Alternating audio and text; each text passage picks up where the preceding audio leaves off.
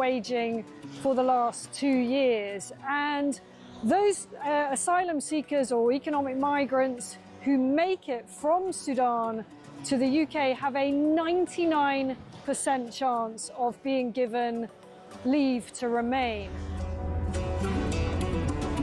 So I spent several hours talking to immigration chiefs here in Benghazi on the east side of Libya. The Libyan National Army has a very good grip on the immigration problem, albeit fighting against a huge crisis with limited resources.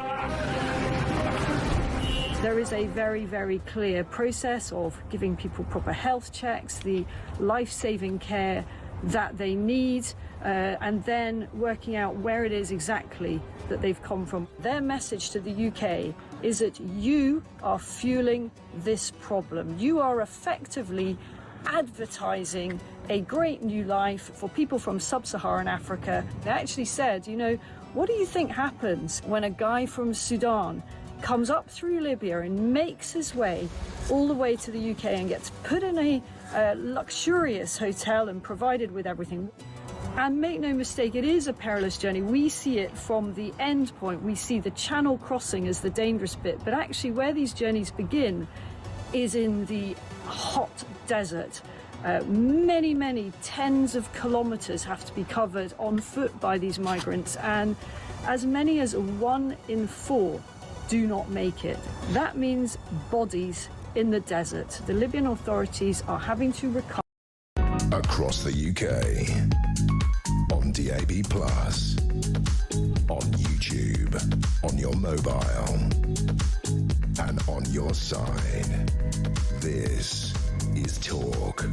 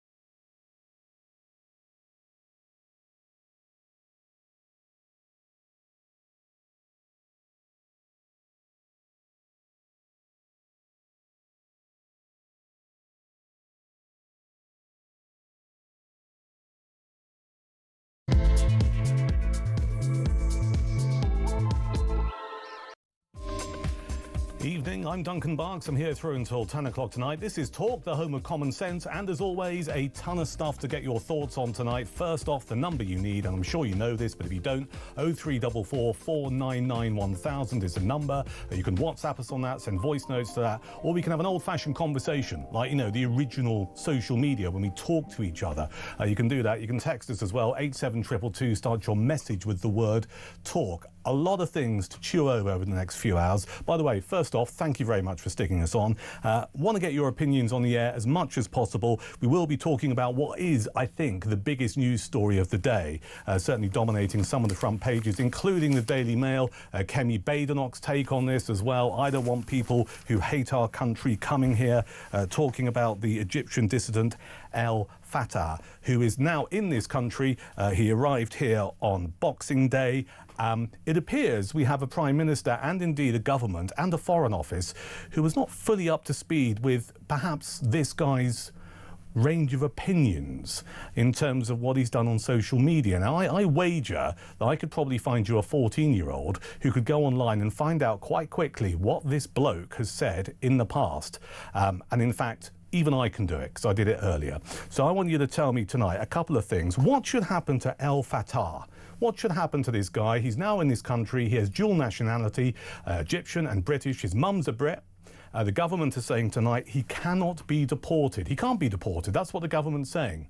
What should happen? What should the government do? But also, to roll into this as well, and I think this is a fair question, do you think the United Kingdom is a soft touch? And I ask that deliberately, and I'll tell you why. Because we have a great track record in this country of helping people who are genuinely in need, right? Go back to World War II, we gave people sanctuary. You talk about people who were in Hong Kong, who had to flee Hong Kong. We gave them sanctuary. You talk about Afghanis who helped the British Army during the war. They come to this country, they helped us, we helped them, all right? We have a great track record of helping those in need. I don't think that makes us a soft touch, yet this particular story has really riled a lot of people, where people are going, hang on a second, this guy clearly doesn't like people. He talked about setting fire to Downing Street. He talked about killing Zionists. He talked about killing the police. All of this stuff is there, it's online, there's a track record. And the bit I can't get my head around, and I'd welcome your thoughts on this tonight, is how does the Prime Minister, how does he say he did not know?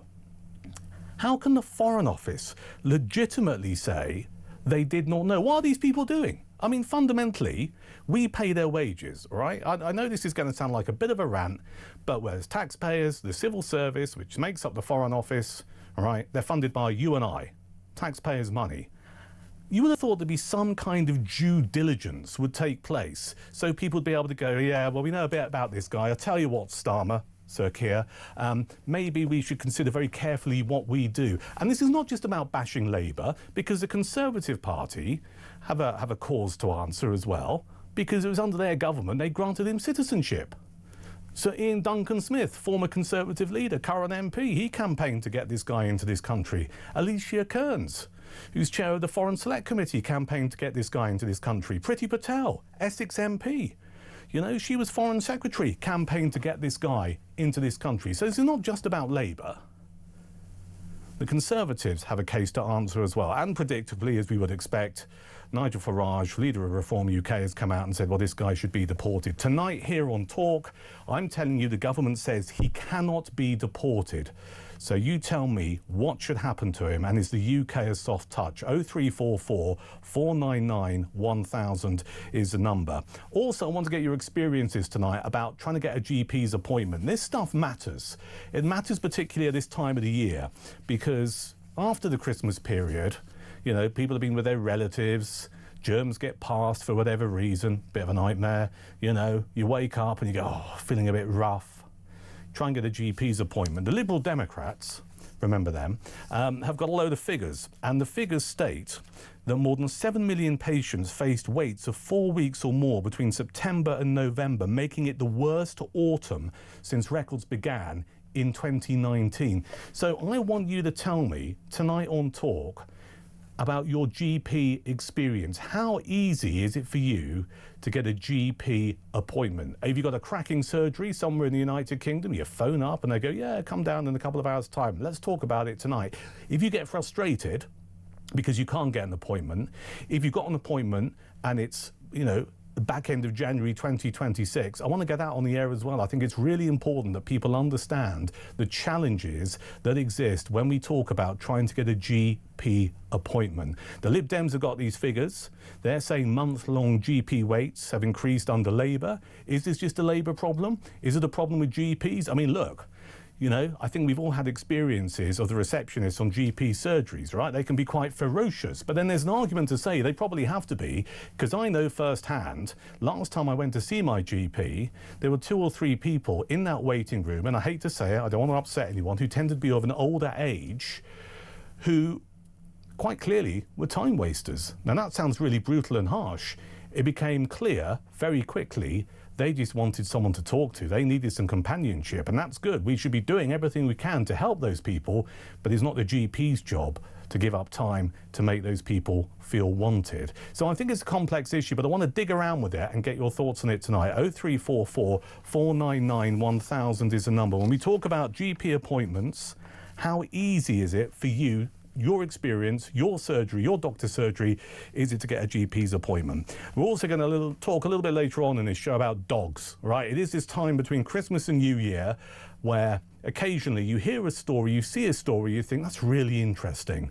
And what I want to do between now and 10 is find out about your dog, your canine chum, and how well your dog knows you. And I'll tell you why, because there's this great story about this guy in Dorset who was struggling in the water on the beach, and his dog made such noise that alerted onlookers, and they rescued this guy. And this guy is saying, look, my dog knew I was in distress, I was in peril, and consequently this dog saved my life. Now, I have a dog, I mentioned it to Alex earlier.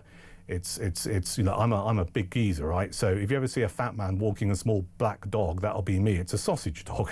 Well, it's about 80% sausage, 20% terrier. His name's Bertie. My surname is Barkes. There's always much merriment in the vets when they go, Bertie Barkes here, and people go, ha ha ha ha ha, and I just go bright red because it's really embarrassing. So I have a dog. I know what it's like. My dog, I never wanted a dog, right?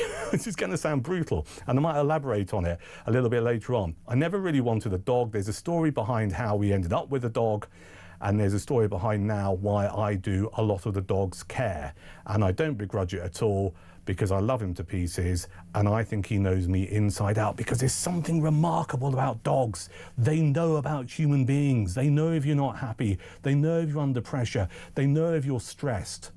And they can't do a great deal about it. I mean, they can't take you out for a pint. The mind does try when we walk past the Eastgate pub in Chichester. But what they can do is just come up to you and give you a lot of doggy love. Actually, that sounds a bit dodgy. 0344 499 1000 is the number for your calls. You can voice note us to that number, and also WhatsApp us with your thoughts. On the text, it's 87222. Start your message with the word talk. So a ton of stuff going on between now and 10. Want you to tell me about whether or not the UK is a soft touch, and what should happen to El Fattah, the British Egyptian activist who's now in this country, and it turns out he's got a social media trail that's pretty vile. Government says he can't be deported. Various politicians are saying he shouldn't be here. What should happen to him? But also, are we just too soft and too nice in this country? Talk about that. GP's appointments as well. How easy is it for you to get a GP's appointment to see a doctor? And also, I was going to say a bit of doggy action. That sounds even worse. But a bit of chat about your dog, all right? How well does your dog know you? Would your dog save your life? All of that going on. I'm Duncan Barkes. I'm here at Talk through until 10 o'clock tonight. Let's return to this story about the British Egyptian democracy activist, Alaa Abdel Fattah. He's apologised for several of his old tweets on social media that have resurfaced as calls grow for him to be deported from the UK days after he arrived on Boxing Day following his release from an Egyptian jail. To give us some thoughts on this is James Mathewson, political commentator and the man behind the Educated Substack. Hello, James. Hi, Duncan. Thanks for your time on this. Let me just check. This Monday evening. What's your take on this? Yeah, I mean, it's a very difficult situation the government finds itself in, because obviously the calls for deportation are totally ridiculous. And, you know, if the Tories were in power, they wouldn't be making these calls, put it that way. They'd be in exactly the same boat, in exactly the same situation. And it's, you know, it's always disappointing when you find out somebody's made comments like this or got a history on social media like this. They were deleted way back when, but it's not hard to find these things, as you point out. And but unfortunately, these calls for deportation, whether it be Nigel Farage or Kemi Badenoch, whoever makes them, is doing so very, very disingenuously. Yeah, but there have also been calls from Labour backbenchers, I've been led to believe, also saying they're frustrated by this guy's presence in this country. So would you say that they're being ridiculous as well? Yeah, I would. And listen, I'm frustrated by the presence of many people in this country. I'm sure you are. Like, people who were born here, people who've been naturalised, whatever it is. It doesn't matter. The point is, I find it fascinating that somebody like Nigel Farage, who at his party conference had Lucy Connolly up on the stage, you know, somebody who was imprisoned for a violent tweet, saying that it was an absolute outrageous thing that happened to her. But he wants somebody, a British citizen, to be deported. So you would accuse Farage of double standards, clearly, and I can understand why you would say that. I mean, but I mean, Farage, you wouldn't expect him to say anything else about this, would you? He's making political capital out of it because exactly. that's what, one, I suspect he genuinely believes, but two, he believes a big chunk of the British public actually wants someone to say. I mean, let's dig into this in a little bit more detail. You're right. these tweets go back a number of years, but they have been found. We have the embarrassing spectacle of our Prime Minister, Sir Keir Starmer, who 24 hours ago now was going, it's fantastic that this guy is in the country. It is great that he's been released. It's fantastic he's in Britain. We had him. He was all over social media as the Prime Minister saying this was the greatest thing ever. Then he rose back within 24 hours because he says he wasn't aware of these messages and stuff. I find myself thinking, surely the amount of civil servants in the Foreign Office, the amount of SPAD, special advisors knocking around, you would have thought someone would have thought, we ought to check this guy out in a bit more detail before we start hanging out the bunting? I don't think so. I mean, it's very difficult to do so. I mean, what do we want? Well, hang on, what's difficult about it? Well, going online and finding someone's online trail? Well, I mean, having been deleted many, many years ago, to go back, you would have to know there was something there. You would have to think, oh, we have suspicion there's something there in the past. We've been told about something, so we're going to look it up. Otherwise, what you have is the Foreign Office looking at the social media record of every single person. James, with the greatest of respect, he's not any old Joe in the street, is he? He's a political activist, okay? So don't you think there's a case to answer where someone might just go, do you know what? He's got views clearly regarding X, Y, and Z in the past. We ought to just check this guy out because he's not like any other person. But his views aren't on record officially. You know, they're not anywhere. I mean, if you look up... but why does that make any difference? Days ago. Well, because you would think, you know, he's a democracy activist. Yeah. To Keir Starmer and to Keir Starmer's team, that's a good thing to have him come here after years of campaigning. Yeah. The Tories haven't campaigned for release him. The Tories making sure that he got his British citizenship. Yeah. You know, you would think to yourself, well, if they've been doing that, that's absolutely fine. I don't think there was any alarm bells. I'm not here just to bash the Labour Party. I was making the point earlier, and he might not have heard. I'm not here to defend. No, I'm not saying you are. I'm not saying you are. I just want to put it on the record. I don't know if you heard my introduction, but I said the Conservatives have a case to answer as well. I mean, the idea that Kemi Badenoch or Chris Philp pops up in the media today just saying this guy, I mean, Chris Philp called him a scumbag. Well, you know, Chris Philp was part of that government. He wasn't a minister, but he was part of the Conservative government who also campaigned. So both Labour and the Conservatives really, you know, or rather, the Conservatives can't use this as a stick to bash Labour, can they? I mean, certainly it's embarrassing for anyone who's associated themselves with somebody who's then been found to have hateful views and tweeted those in the past. That's embarrassing for anyone. But what I think is more embarrassing is that we're in a situation now in Britain where it's normal and been normalised that mainstream politicians can call for a British citizen to be deported. Why would you be deported? You're a British citizen. There weren't calls for, with all due respect, we had Mike Graham from this TV channel. You know, he had racist tweets and he got sacked for them, rightly so. Well, there's a different view to that, isn't there? But let's just stick on topic if we can for a second, because I'm not here to talk about other presenters at this radio station. I want to stick on El Fattah, and I want to talk about whether or not, and we'll see what the listeners tonight at Talk say, because I'm getting a sense, looking in social media, on social media, and I know that's not necessarily an indication of real life, but people are frustrated that someone who holds these views is in this country. What would you say to those people? I don't know why, because Talk TV viewers, with all due respect, don't like my views either. Do they want me deported somewhere? I don't understand why this comes about as a conversation point. Like, at what well, point the greatest of respect, James, and you and I haven't spoken in the past before, and it's a pleasure to make your acquaintance, but you're not on the same scale or the same level as this bloke, are you? No, and that's the thing. You know, you haven't had British governments campaigning for your release, have you? Not to my knowledge. This is something you haven't told me. Not to my knowledge either, by the way, but I think at the same time, you have to realise that, you know, that there is an element to this, there's an undercurrent to this, and I just do not think for 1 second, now I'll join these dots up because I don't think other people will do so, or other people will be afraid to do so. Nigel Farage and Kemi Badenoch would not be speaking out against this man if he wasn't an Arab, and I think that's the that's right. I think I think it's more complex than that. Why do you think it's that simple? Because it's simple, because there is a thread of Islamophobia running through the country. It's synonymous with immigration. This is a guy who talked about, in his tweets, talked about killing the police. This is a guy who said to people, set fire to Downing Street. I mean, surely you can see that people have an issue with that, right?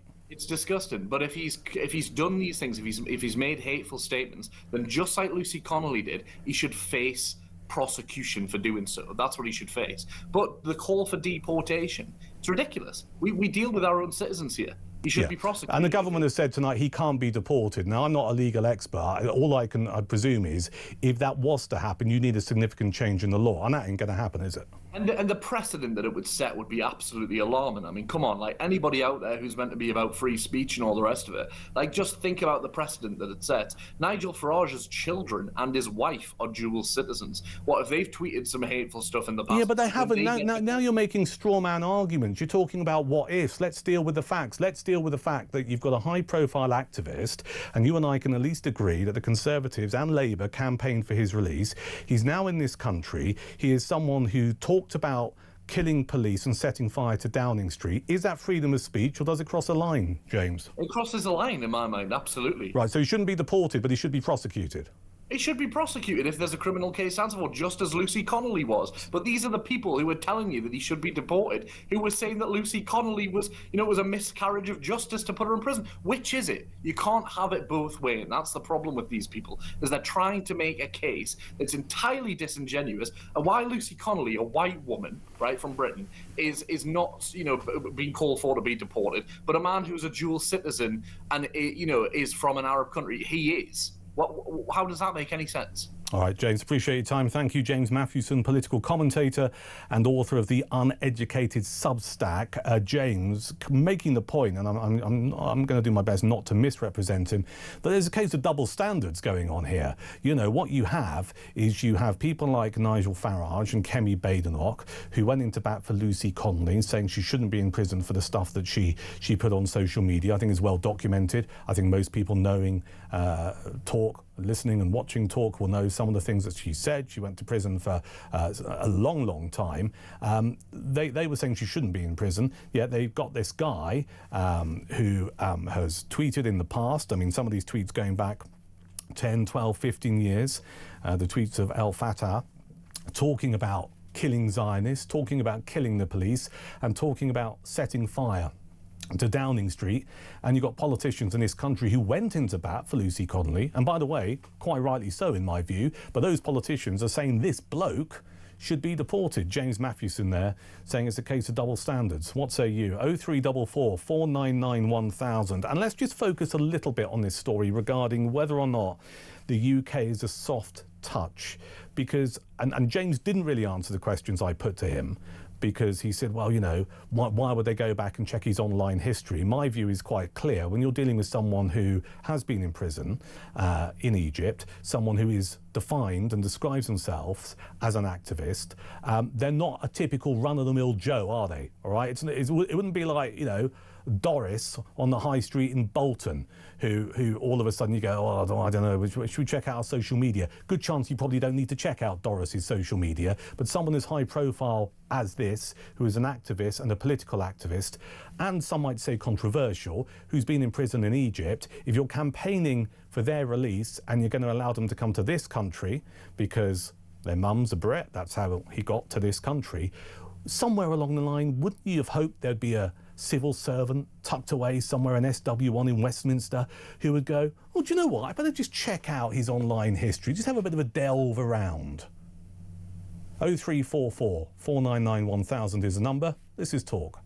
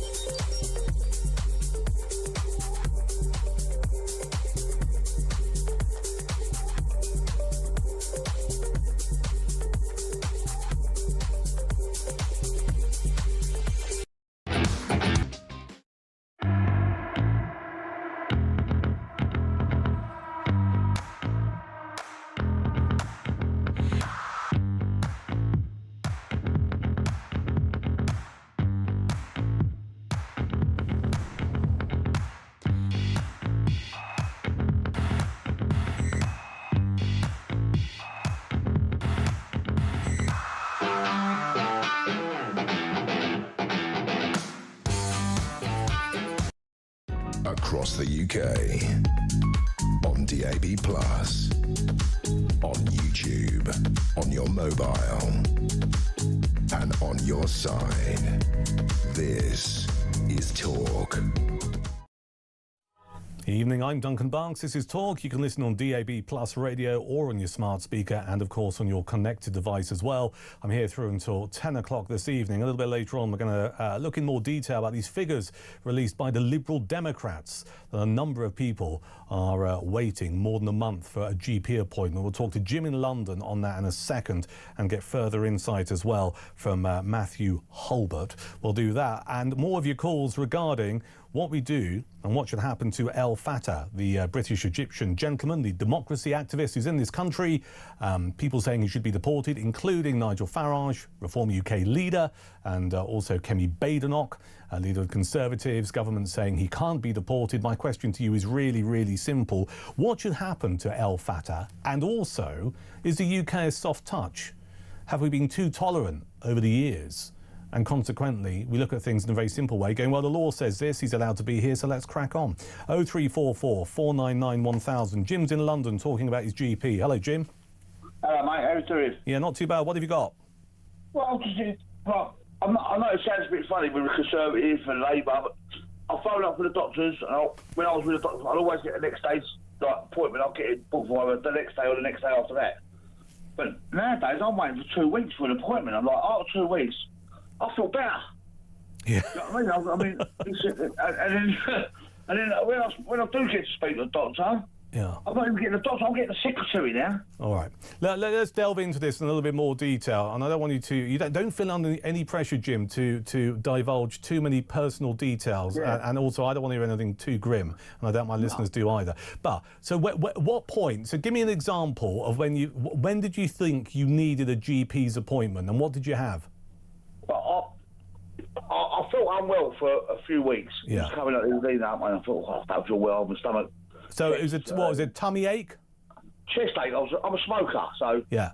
I thought, what's going on? So a tightening of the chest, sore chest? Yeah, sore, hard breathing. I thought, what's going on? But then also, I was indoors one weekend with the missus. I was out gardening, done a bit of gardening. Yeah. I come back, I'm not really good at gardening, but I try my best. Yeah. I come in later on Saturday, and I had Monday booked off work anyway. Yeah. So from the Sunday to the Monday, I lost about 2 or 3 days. Tuesday, my son went, what's the matter, Daddy? He ain't moving. That's unusual with me. He ain't got to Saturday all weekend. What's going on? Why is that? You better bring him to the hospital. You better bring him. And then he's got an ambulance man. Yeah. And I didn't even know what day of the week he was trying to come out to me. I had double pneumonia. Is that what you had? Yeah. How did you know you had double pneumonia if you didn't get to see the doctor? By the ambulance. Oh, you called an ambulance in the end? Yeah, my wife called an ambulance. Right. Got me to the ambulance. I was in intensive care for 2 weeks. So just go back a little bit. So at what point did you phone up your GP surgery and say, I've got chest pains, can I come and see you? About a week before that. And what did they say? Oh, we've got 2 weeks. We can fit you in 2 weeks. Yeah. But you can speak to the secretary. Yeah. Oh, what does the secretary know? Did they not give you any other information? Because my dealings, anything to do with the NHS, is if you've got chest pains, they get quite concerned about that. Did you not say that? If it gets worse, yeah. Ring 111. Yeah, 111. Whatever it is. Yeah. Or go to the hospital. But my chest pain wasn't. I'm a man. I've been working on building sites all my life. You know what I mean? So a little bit of chest pain, that's nothing to me. You know what I mean? I broke my legs, I broke my arms. You know what I mean? It's like it's just another pain. You know what I mean? It goes. I'm 50 odd years old now. Yeah. So hang on a sec. Just pause. So the ambulance lot came out to you, and they said you had double pneumonia. Double pneumonia. I was in a when they got actually to my house. Yeah. Apparently I was in a bad way. Like, I was like. Did you go into hospital? Yeah, it took me to hospital. It kept me in. How long for? 2 weeks. I was in intensive care for 2 weeks. Blimey. All right. So do you, and I don't want to upset any GPs listening or their staff, but do you think that they have a case to answer? Because what they could have done is got you in that afternoon or the next day and had you checked out immediately. Yeah, I've never had any trouble. I mean, I moved from one address to another about 8 years ago to this address. I've never had a day's trouble of getting appointments with doctors. None of my family have. And then all of a sudden, when Labour took over, all of a sudden now we're waiting 2 weeks for an appointment. I'm like, So you reckon it's got worse under this government? Yeah, without a shadow of a doubt. Yeah, see, that's interesting. That's what the Lib Dems are saying with the figures they've uncovered. Jim in London, thank you. 0344 499 1000's our number. Peter's in Ashford. Hello, Peter. Hello, Duncan. Yes, it's about this, is he Egyptian, is he English? El Fattah. Well, he's both, isn't he? He's got British citizenship and Egyptian citizenship. Yeah, right, it's interesting. What should happen? Well, I'm not sure about the difficulty is if he has British citizenship, it's obviously going to be difficult to throw him out. Well, the government is saying tonight he cannot be deported because he's a British citizen. I can understand that. Yeah. But the point about it is that listening to our glorious leader... Hang on, which one? Who are you talking about? Our Prime Minister. Oh, Sir Keir Starmer, yeah. Sir Keir Starmer. Is that when he was in opposition, he was saying this man ought to be released because he's been in jail in Egypt for posting hurty tweets. And that's terribly, terribly wrong. Well, there's a view that he was part of the so-called Arab Spring, and clearly that he's an activist who wanted to change the regime. So that's why he was in the clink in Egypt. I don't think he was in the clink in Egypt because of he said, let's burn down Downing Street or encourage people to do it. But please continue. Well, all of that. But there's nothing wrong, apparently, with banging up Lucy Connolly for hurty tweets. Yeah, well, this is the point that our guest made earlier, James Matthewson, that there's a case of double standards going on here. You've got people like Nigel Farage saying that this guy should be deported, yet he said that Lucy Connolly should not be in prison for some of the things she put on social media. What's your take on it? Well, either you're going to bang people up for hurty tweets or you're not. And this chap, it was particularly he was doing it in Egypt, but his whole attitude is towards, I hate everybody. What's your, just out of interest, Peter, what's your definition, and I'm interested about you, of a hurty tweet? Well, what does that mean to you? I'm not even sure I understand the term because... Well, I mean, the greatest of respect, you've used it a few times, so I'm going to dig a little bit deeper. Do you have any sense of what it might mean? There's this widespread idea that there are such things as hurty tweets. Yeah, well, what is that, though? What is it? I'm terribly offended by something you said. I mean, if I went on social media and said that Peter in Ashford's a bit of a munter, right, would you be upset by that? Is that a hurty tweet, or do you just go, it's that fat bloke off the radio having a pop? It's rude, and I wouldn't do it for the record, but you do what? I think more the latter, that, I don't give a damn what you think. Yeah, and then neither should you. I'm not going to get upset by it. So, because I think it's interesting, you raise a really good point, and I'm not being difficult with you, it's just, you've used the term hurty tweets a few times, and I'm wondering what that means to you. Well, I don't tweet, for a start. Probably wise. Quite. But, if somebody said to me, oh, you're an absolute something or other. Yeah. I think, well, that's your opinion. Yeah. You see, what I'm interested in is and I mean, this might take the conversation off in a different direction, and that's perfectly all right, is where is the line with this? Because there are hurty tweets, and then there's stuff that people might put on social media that might incite people to do things. So in the case of El Fattah, he said that people should kill the police. He talked about setting fire to Downing Street. Now, this is all in the past. It's not recent stuff. It goes back well over 10 years. Now, is that a hurty tweet, or is that actually something where you go, hang on a second, you're asking people to kill the police in this country? Certainly that would be something you would need to investigate. Does he really mean it, or is he just off his trolley? Is that an excuse? I think with social media comes responsibility. You can't just go, oh, I was having a laugh, or I'm a bit nuts. If you really are that stupid that you go on social media and say, oh, go and kill a copper, right? You probably shouldn't be allowed anywhere near it. Oh, no, I would agree with you. There is also, of course, that the current situation is he's saying, oh, I didn't really mean it because I was just an angry young man, aged 30-something. But at the same time, we've got the hypocrisy of the left, particularly, having a go at Nigel Farage for something he allegedly said when he was about 15. Yeah. Now, I don't Well, know. you see, that gets us into a different area, and I'm glad you brought it up, Peter, because that gets us into the area where, you know, should there be some line drawn in the sand where you're not responsible for something that you might have said, in the case of Nigel Farage over 50 years ago, or tweeted that you might have said in the case of Al Fatah over 10 years ago? Do you see what I mean? Because it'd be very easy. And I suspect, well, you say you don't use social media or you don't tweet, certainly. No. But it'd be very easy to go back, and people do it, journalists do it, when they're looking for an easy story. I've done it in the past. Cool. What you do is you go and trawl through someone's social media, and you find out in 2005 that, I don't know, someone like, who can we pluck from the air?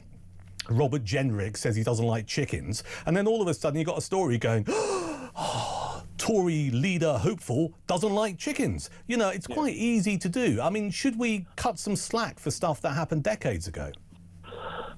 I think it's not only that, I think it's also the age of the person who's doing it. Ah, go on.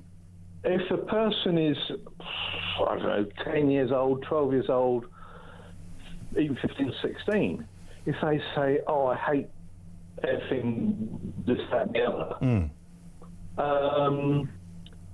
at that age, I have no idea what they're doing.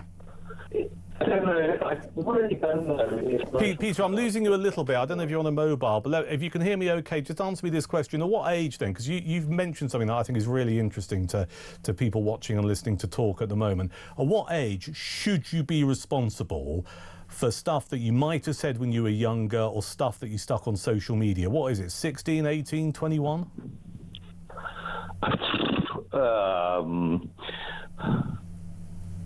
Probably not before 21. Not before 21. Peter, even earlier than that, because if you're, I don't know, let's say 12 years old, and you say something nasty because you've seen it written down somewhere or heard it on the radio or television, and I'm older than Nigel Farage, and I can't remember what I did 50 years ago or 60 years ago.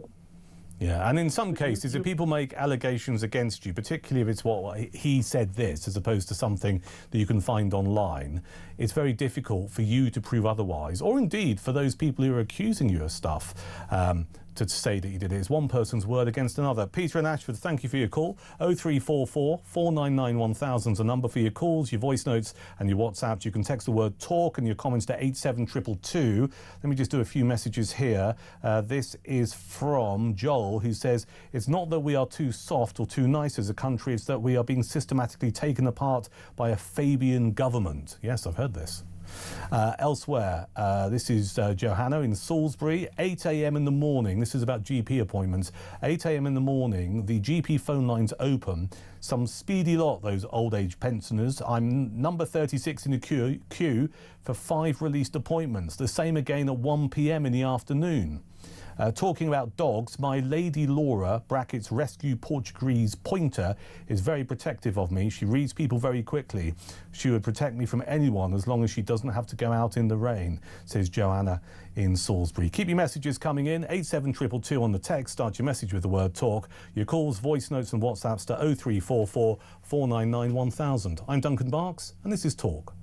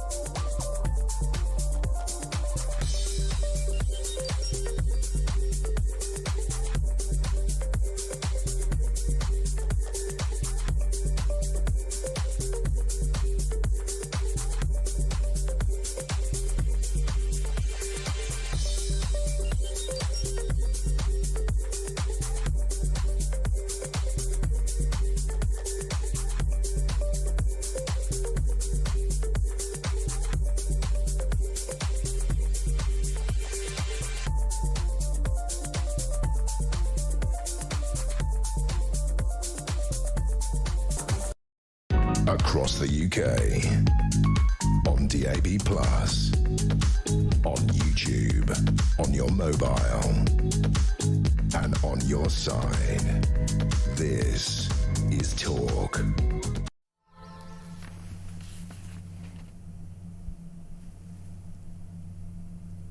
I'm Duncan Barkes, this is Talk. It's a Monday evening. I'm here through until 10 p.m. Did you spot anything there? Just pretend you didn't.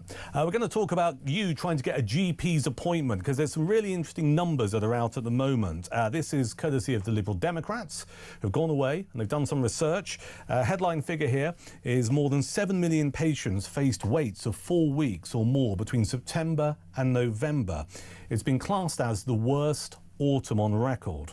And this is something that I want to chew over with you tonight. I want you to tell me, how easy is it for you to get a GP's appointment? 0344 499 1000 is the number.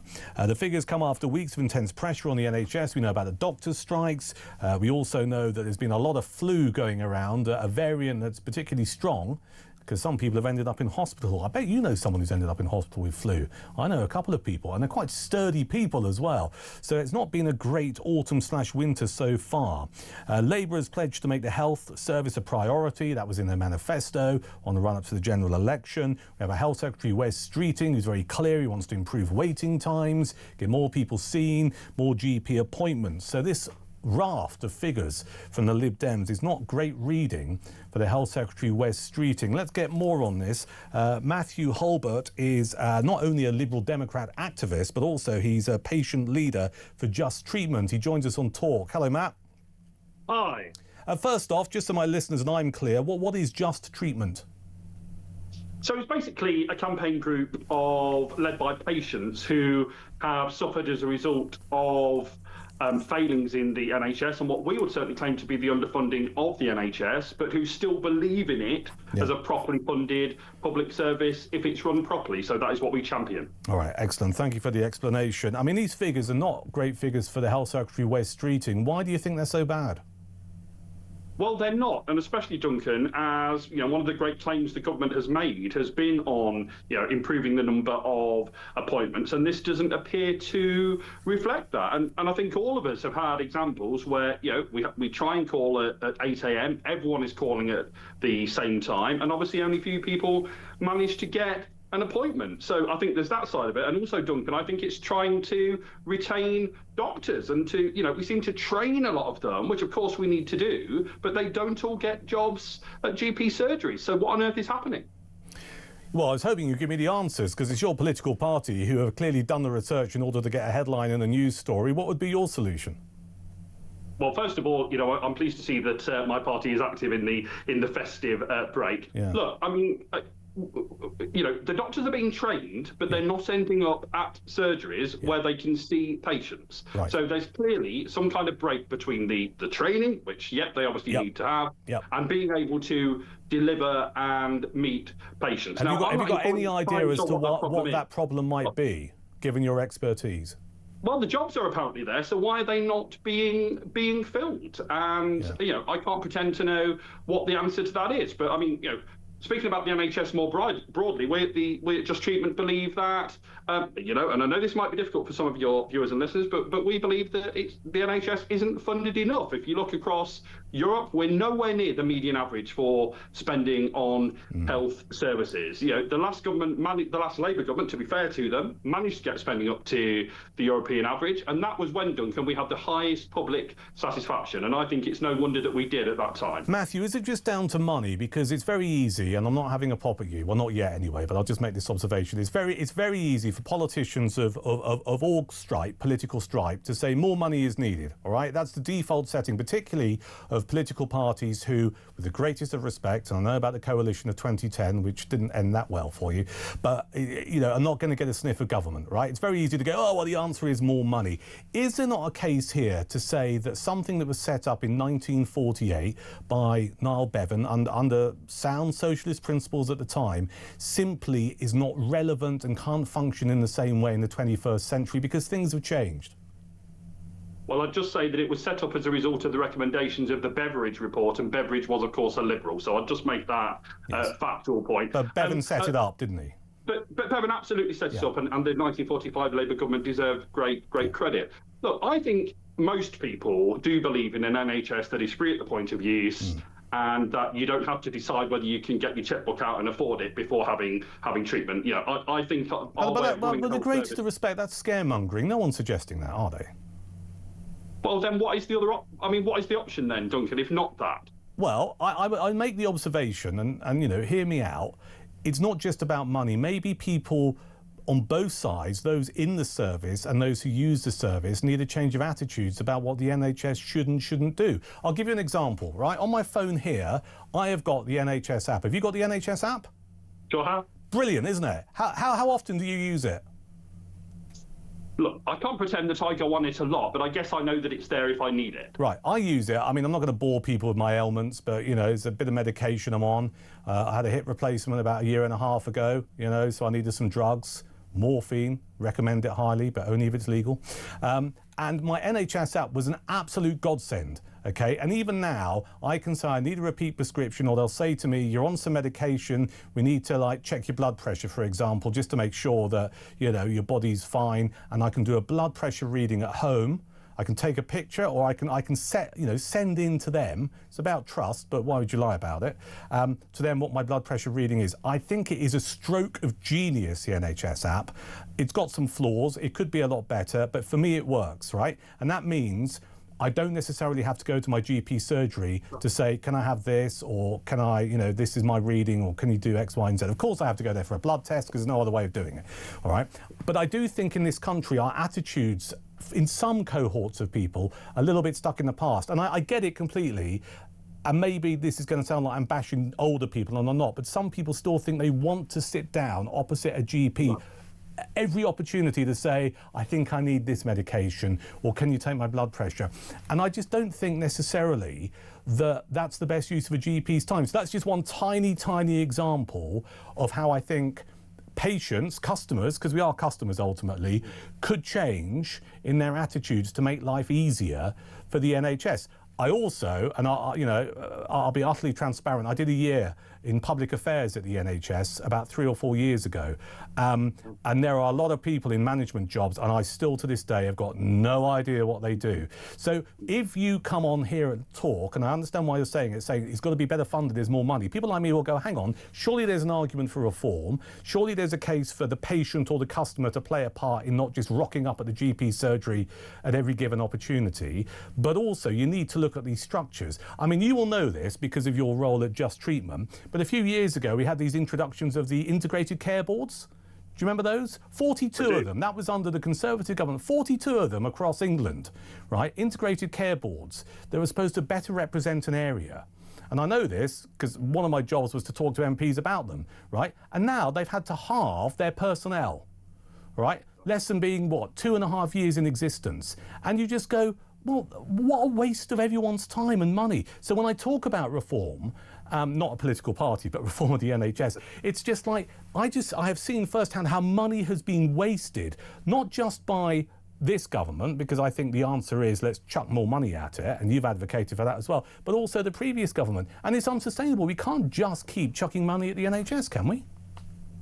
Well, on the money issue, look, me and you just disagree on that, Duncan. I think it's necessary. But I do agree with you, sir, on when you say that, you know, people go to their GPs when they don't necessarily need to. And, you know, one of the projects I've been involved with is to, you know, try and make the public more aware of the services that are available at pharmacies, you know, etc. So I agree with you. A lot of people think I must see the doctor. I've not been treated by the NHS unless I've seen the doctor. Yeah. That is a clear nonsense, and we do need to talk people out of that. But I'm afraid I do think, Duncan, that for an NHS of 60-odd million people, you know, I'm afraid that does take a lot of investment. It just does.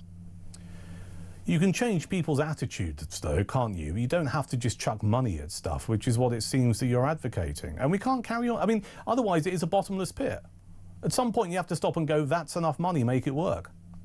Yeah, and I would always say, you know, I've never not said that we don't need small R reform as well. I think we absolutely do. And if there is evidence, I mean, I'd need to see the evidence, I have to say, to agree with this, but if there is evidence that can be brought forward that shows that there's a layer of management that aren't really doing anything, then I agree. Those people need to not be there. So there's always changes that we can make. But I also think it's as ridiculous an argument to suggest that for a modern day 21st century Western democracy health service, it's not going to take many billions of pounds of funding. It clearly is. Yeah, but it's also ridiculous to suggest, which is I think what you're saying, that actually we should carry on funding it regardless of the cost. And at some point, you've got to go enough is enough, because it will be unsustainable. Well, what price our health, Duncan? Say that again? What price our health? I'll leave it on that note. Matthew, thank you. I'll let our listeners decide to answer your question. What price our health? That is Matthew Hulbert, Liberal Democrat activist and patient leader of Just Treatment. If you just put us on, this is all about your GP and access to appointments. And I want you to tell me this evening on Talk, how easy is it for you to get a GP's appointment? Because we have these figures that have been found by the Liberal Democrats, all right? The guy you've just heard on Talk, a representative and activist for that party, who say that month-long GP waits have increased under Labour. 4 weeks to see your GP. Now, what Matthew said is, well, the answer is clearly more money. Is it? 0344 499 1000. More of your messages and more of your calls just around the corner. This is Talk.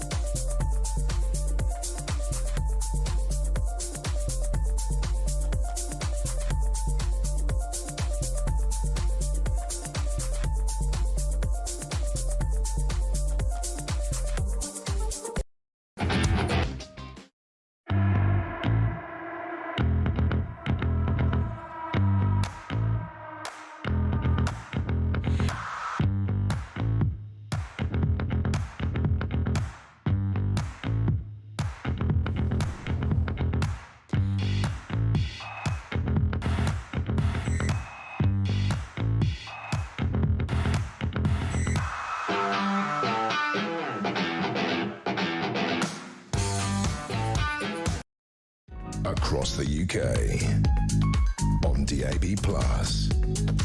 on YouTube, on your mobile, and on your side.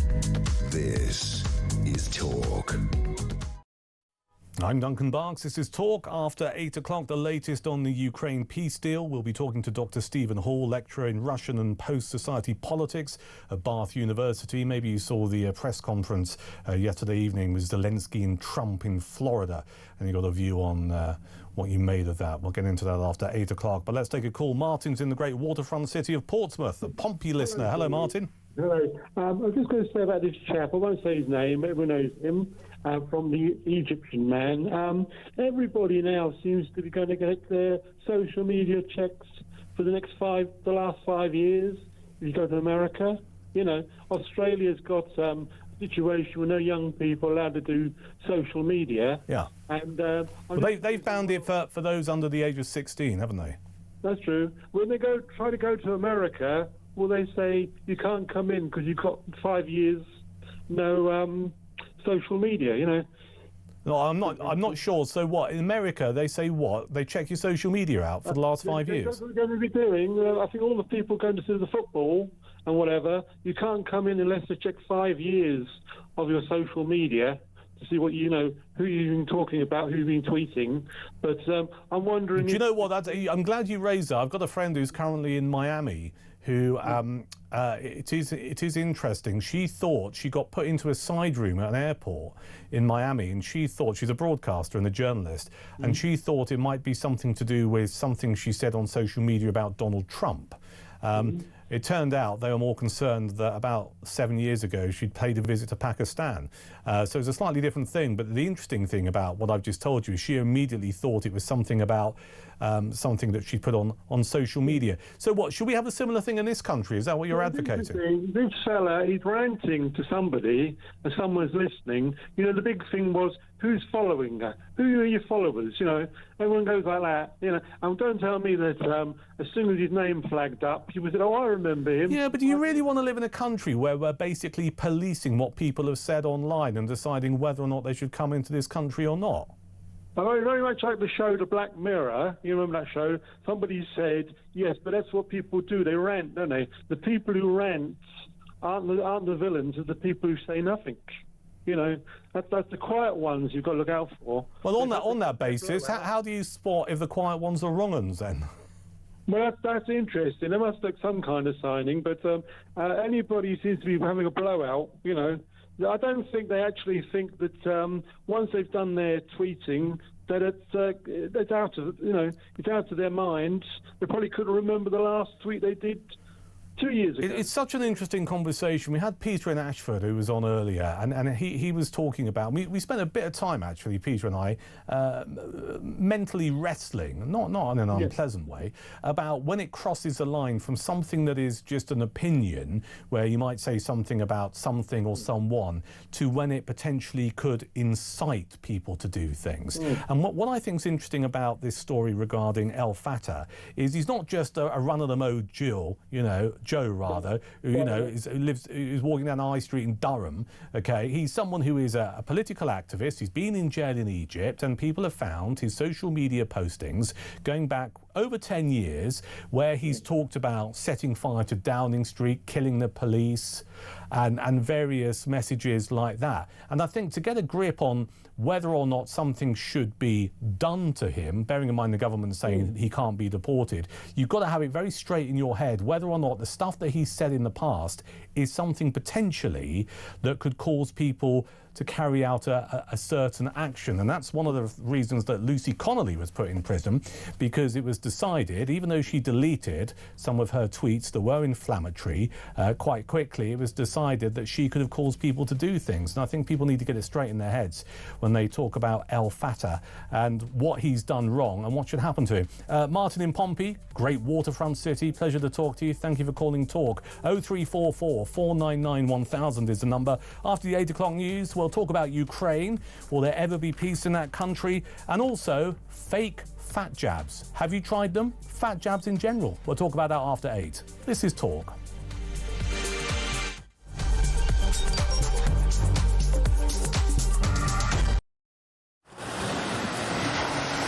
Libya has become a major transit route for refugees and migrants from sub-Saharan Africa. And many of them come through Libya dreaming of getting to the UK, particularly from Sudan, where there has been a civil war waging for the last 2 years. And those asylum seekers or economic migrants who make it from Sudan to the UK have a 99% chance of being given leave to remain.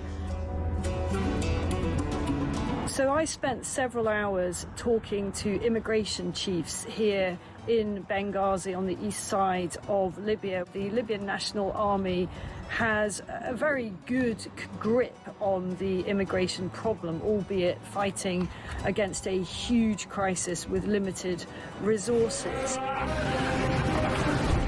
There is a very, very clear process of giving people proper health checks, the life-saving care that they need, and then working out where it is exactly that they've come from. Their message to the UK is that you are fueling this problem. You are effectively advertising a great new life for people from sub-Saharan Africa. They actually said, What do you think happens when a guy from Sudan comes up through Libya and makes his way all the way to the UK and gets put in a luxurious hotel and provided with everything?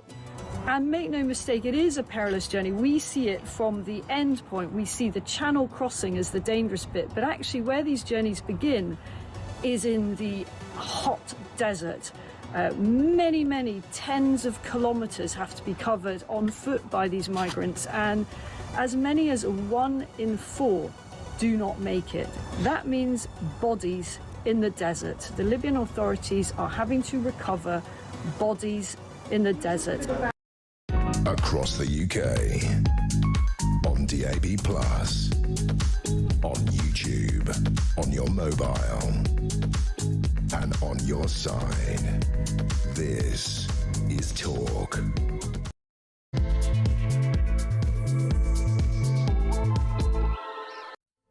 I'm Duncan Barkes. This is Talk on this Monday evening. I'm here through until 10. Good to have you along. Some breaking news here regarding something we've been chewing over the last hour or so regarding Al Fatah. Yvette Cooper, the Foreign Secretary, has ordered an urgent Foreign Office review of, quote, serious information failures, that's her words, in the consular case of Alaa Abdel Fattah after the emergence of his, quote, abhorrent, that's her word, social media posts. I can tell you that the Foreign Secretary said successive prime ministers were not briefed on tweets dating back as far as 2010, and that civil servants in charge of the case were also unaware of them. I've just got to pass comment on this. I mean, it's staggering. Given someone who has a high profile in this particular case of Al Fatah, how can various prime ministers and indeed civil servants not be briefed? Somewhere along the line, someone is not doing their job. They certainly haven't done their job. The activist, as we know, who was recently released after years of detention in Egypt, had appeared to call for violence against Zionists and the police in a series of online comments.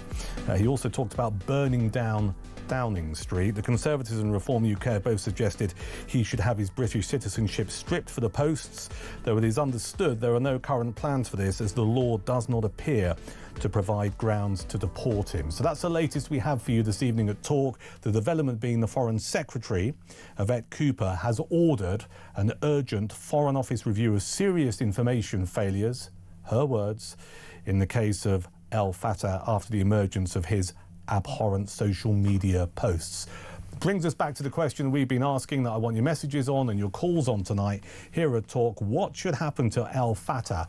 And also just extending this out a little bit, because we had some good calls in the last hour about this. When we talk about social media stuff, when does it cross the line from someone's opinion said in the heat of the moment to something that incites people?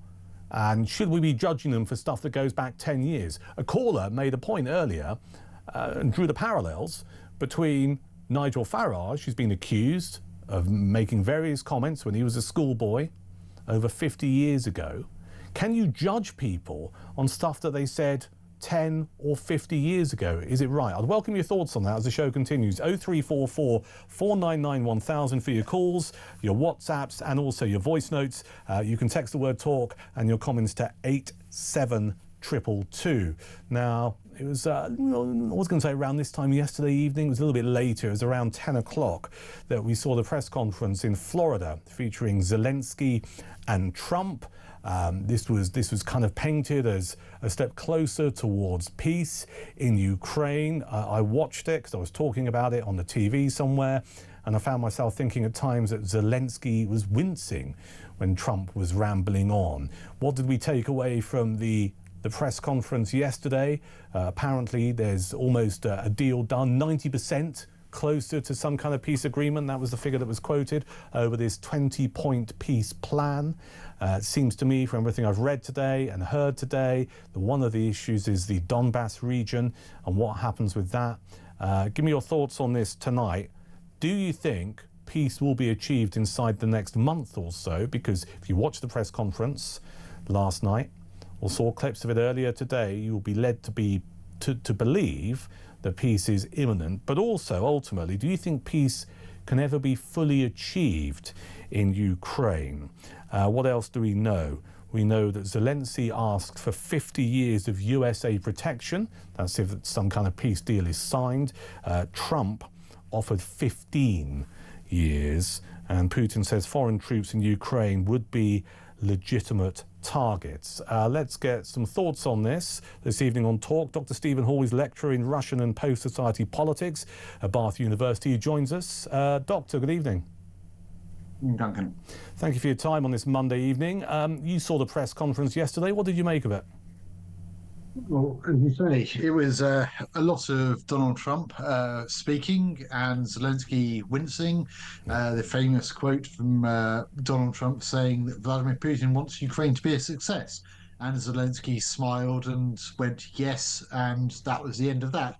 But that continued throughout. So certainly they talked about their 90% there or 95% there, but they were 90% there before they met in Mar-a-Lago, so not much has actually changed. So we're still waiting to see what's going to happen. There was talk of Trump talking with Zelensky today. So again, we're still waiting on more to come out of this. Yeah, and also yesterday evening, before the press conference, if I've got my timeline right, Trump said that he'd had a 75-minute conversation with Putin prior to the session with Zelensky. Do we know what was said in that conversation at all? Oh, I believe that things were said that it has to follow the agreement that was made between Putin and Trump when they met in Anchorage, that there isn't that this is what is necessary, that there are certain red lines that Russia cannot cross. We also saw Putin dress up in military uniform yet again, meet with his generals beforehand, and say that now the Ukrainians are losing in Donbass, there's really no point in talking about peace negotiations regarding Donetsk. We're going to just move into the rest of Donetsk.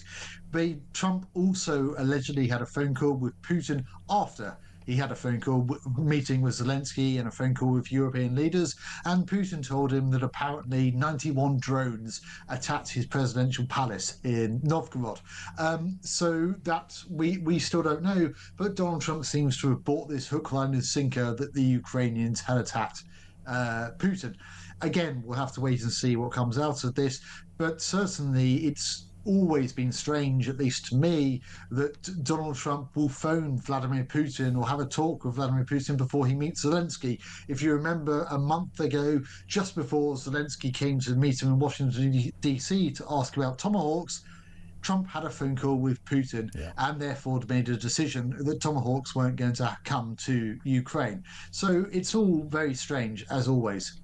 It is strange, and it seems to be repeating itself time and time again. Just for the benefit of our listeners and viewers on Talk this evening, Stephen, just walk us through, in your view, ultimately what Putin wants.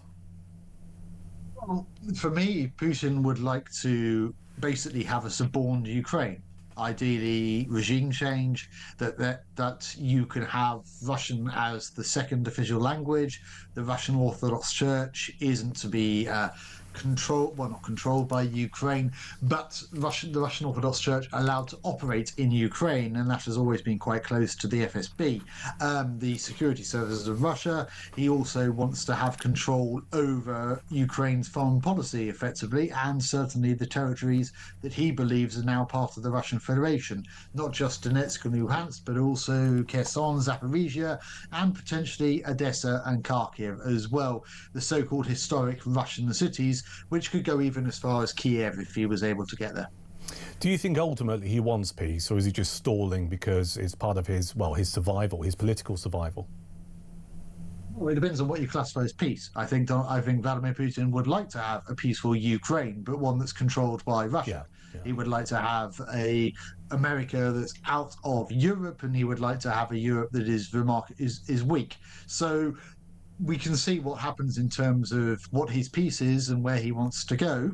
And this is something that is diametrically not happening for the Europeans, and even for America. Even under Donald Trump, the Americans would not be willing to play such a role in weakening their own position. The idea of Make America Great Again, as weird as that saying is, would also not really fit into Donald Trump basically handing to Vladimir Putin Europe's stability. Yeah, let's focus on Zelensky. What's your take as to what he would be happy to concede to get some kind of deal? Why would he be happy to concede? I think he could plausibly live with not having the 50-year security deal. Now, 15 years is too short. I'm sure they could find a way, 25, 30 years, something like that. He can probably also live with Donetsk and Luhansk not being a part of Ukraine, the line of conflict being frozen where it is. That certainly is possible. With Zaporizhia nuclear power station, I think he could live with it being controlled by America and Ukraine. I think Donald Trump is not willing or not going to allow, being the mercantilist that he is, such a big nuclear power station to be in control of Ukraine. So there are things that certainly Zelensky can find ways around, but he has to be maximalist at this point because Vladimir Putin has remained maximalist throughout. And what's the process? Let's put some hope into where we might be heading. If there were to be some kind of deal, a peace deal agreed, I've heard reports, and I'm not 100% clear on it, which is why I want to ask you the question. Would there have to be a case of, depending on how much Zelensky would give up, would he have to go to the people of Ukraine to get agreement? Would the constitution have to be changed? How does it work, and what would he have to do? Great question, Duncan. He would certainly have, there would need to be presidential, possibly even parliamentary elections, certainly. The referendum idea, I think, would have to go to the Ukrainian people because, yes, Ukrainians want peace. We all want peace, but they don't want to give up territory. They don't want to lose. So there would need to be a referendum in a democratic state. That would always happen. So there is a necessity for Zelensky to do that. Then the constitution can be changed if the Ukrainian people say that, yes, we accept the loss of Donbass. That wouldn't be de jure loss, as in it would be Ukraine would acknowledge that it belongs to Russia now. It would be de facto that one day we will get it back by political methods if need be. So that would certainly be something that I think Zelensky would be willing to accede to. But again, it doesn't matter too much if Moscow remains intransigent, and Vladimir Putin is not willing to concede in terms of negotiations. Ukraine needs to have its security. There needs to be some sort of coalition of the willing, to use that phrase. Now, whether that means boots on the ground from European powers, I don't know. But there needs to be some security. That simply is not going to happen for Vladimir Putin. He will not allow NATO or any other unfriendly state to have a say in Ukraine and where it's going. Okay, Dr. Stephen, stay where you are for a second. A couple more questions for you. But let's just get a view on what it matters from my perspective when we talk about the people who have been affected by this, not the politicians. Whilst the talks have been going on in Florida, the Ukrainian capital, Kyiv, has once again been under attack. This resident, voiced by one of our colleagues at Talk, gave their thoughts on the prospect of peace. На жаль, зараз це не вплине. В принципі, для того, щоб народ розумів. Unfortunately, now it won't have effect. Це гарно, але The talks are good for the people to understand what is going on. треба буде. I don't think the war will end soon, Якщо ми and yet we have to wait for the deal to be reached. навіть після неї Even after the deal, Russia could attack Ukraine. все ж таки напасти на Україну. I mean, that is quite a bleak assessment, isn't it, Dr. Stephen? I mean, should we be surprised that there's a view there that actually, regardless of some deal being reached at any time, Putin could still attack Ukraine? Because that's what that person was saying.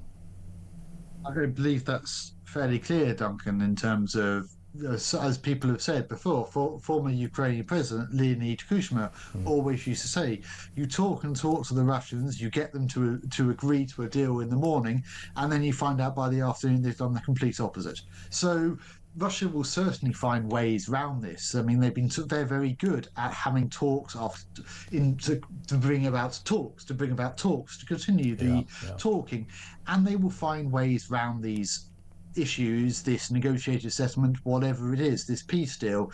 And it all depends as well on what security guarantees Ukraine is actually given. Will it be like 1994 in the Budapest agreements, or will it be something coherent? And Russia will make absolutely sure that those security guarantees do not come into fruition in my opinion. All right, final question for you, and thank you for your time this evening. You mentioned the coalition of the willing. We know that Donald Trump said that he kept Keir Starmer, our Prime Minister, in the loop yesterday regarding the press conference. Aside from that, though, the coalition of the willing, in my assessment, has kind of like just become a little bit quieter. Have things stalled? What are they waiting for, do you think? They are apparently waiting for a peace settlement in order to be able to put boots on the ground. Now, the coalition of the willing has been a lot of talk and a lot of hot air, in my opinion, but very little in terms of being active. Now, I could be completely wrong. I'm not party to those talks in terms of what happens with Keir Starmer and Emmanuel Macron, others in the coalition.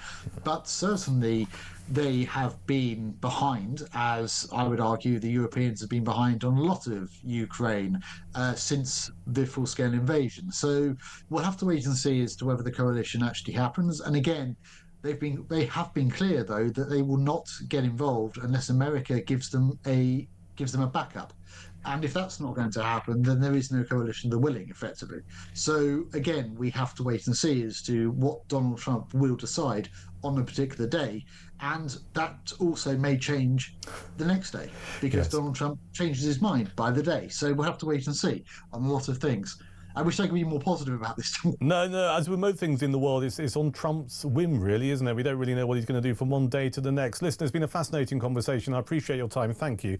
That's Dr. Stephen Hall, lecturer in Russian and post-Soviet politics at Bath University. Now, look, we've talked about this on this radio station ad nauseum for good reason over the many, many months. And if you've been following this, there was a press conference yesterday evening, about 10 o'clock UK time, and the optics of it, as people like to say in politics, were interesting. A Trump on one side, the big towering gorilla-like bloke, I'm not being rude. Then you had Zelensky on the other side, a smaller guy in statue, and Trump. I mean, I was watching it. Trump was just rambling on about stuff and using kind of language which I found myself thinking, yeah, you're talking about the future of a country here. You're talking about a war that's taking place. Hundreds of thousands of lives have been lost. And there you are on stage, rambling on about how nice it is here in Florida. I just thought it was a little bit perverse. And Zelensky, on a couple of occasions, if you were watching him, he winced a couple of times.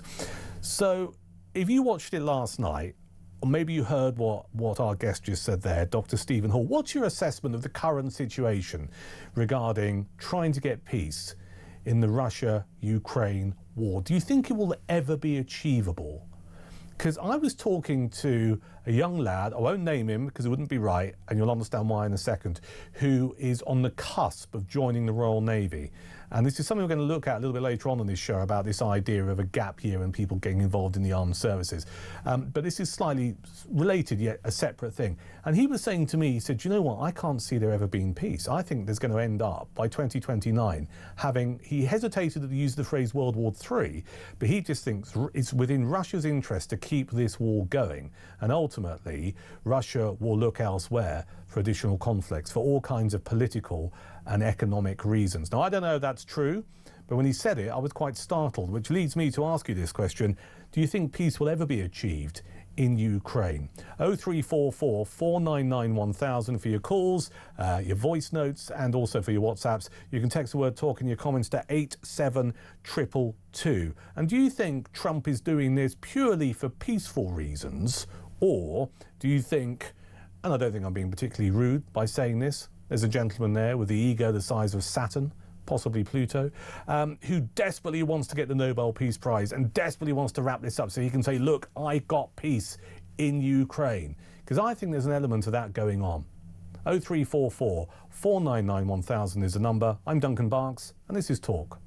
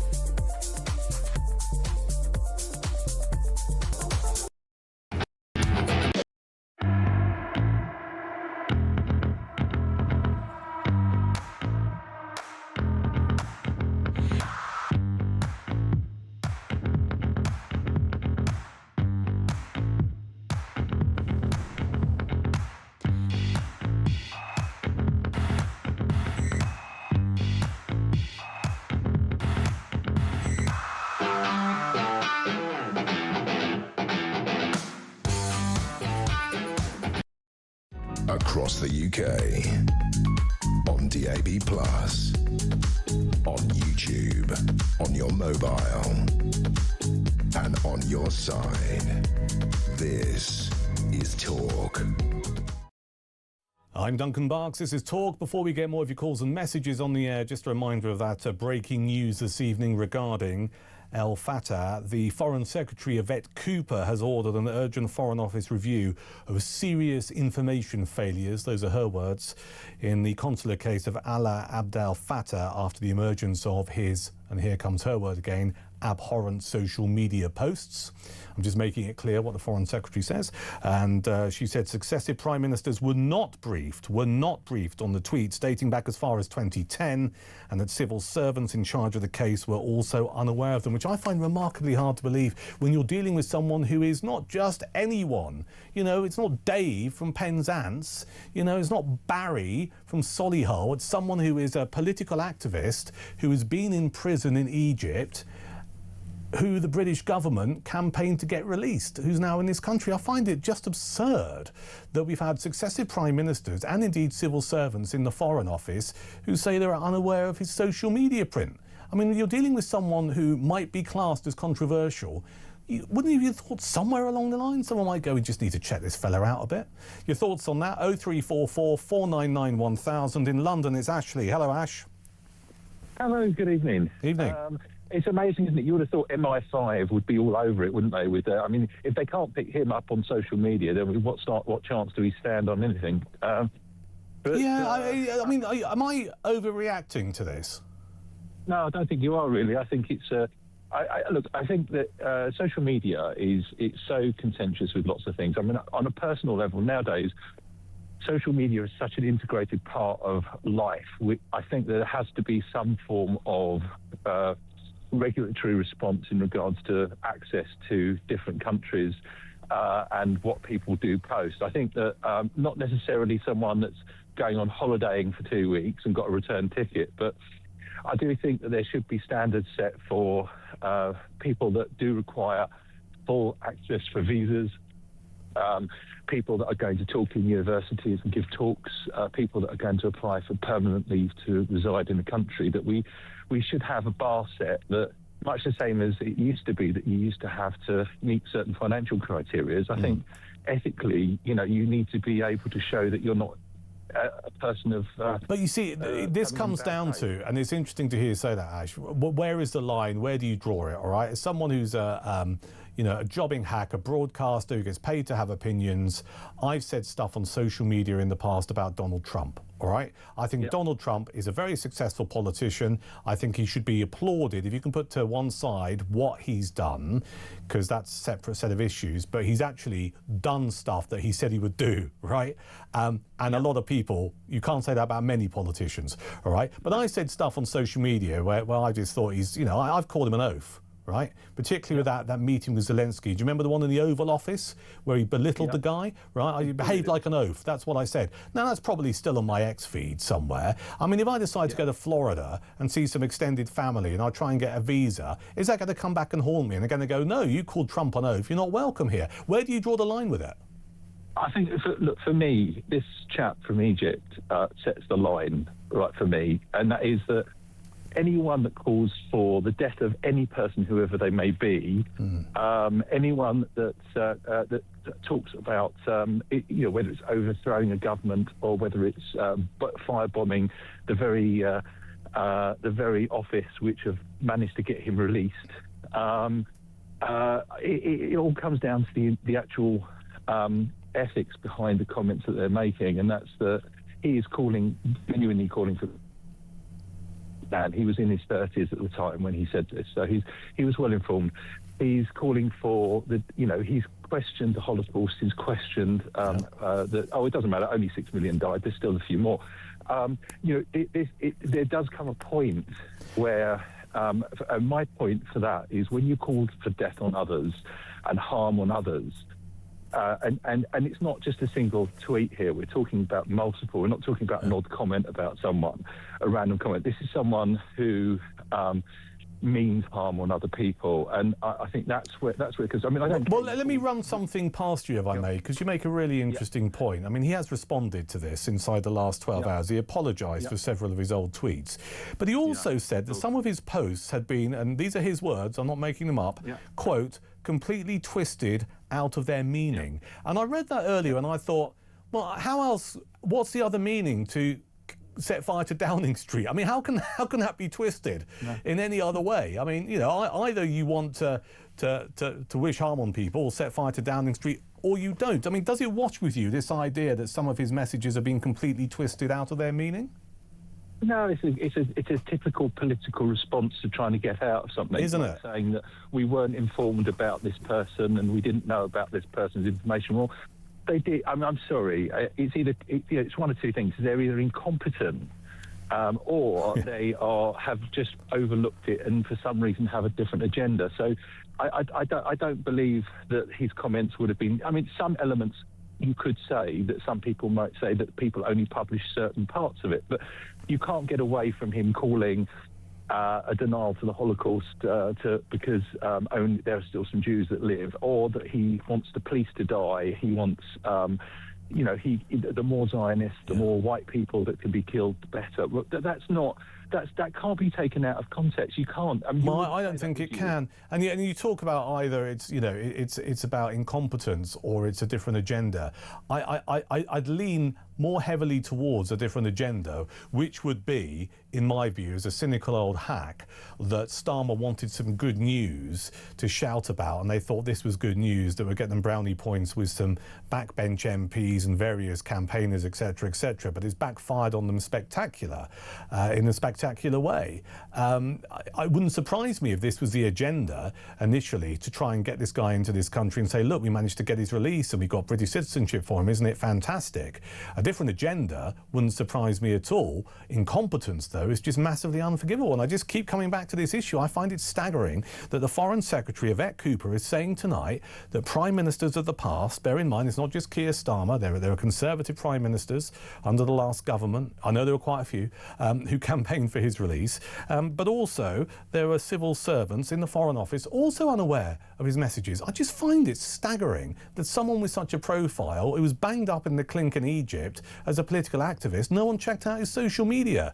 And don't tell me MI5 can't find out stuff of the past, because I went online earlier today. I know some of my colleagues did talk as well, and you can find some of this stuff quite easily.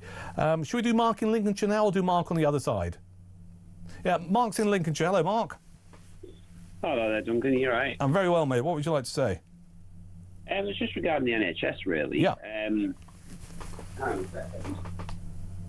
Yeah, you were talking about before, you were like saying people need to, their expectations of the NHS and what it should be. Well, I suggested maybe there's a case for that, yeah.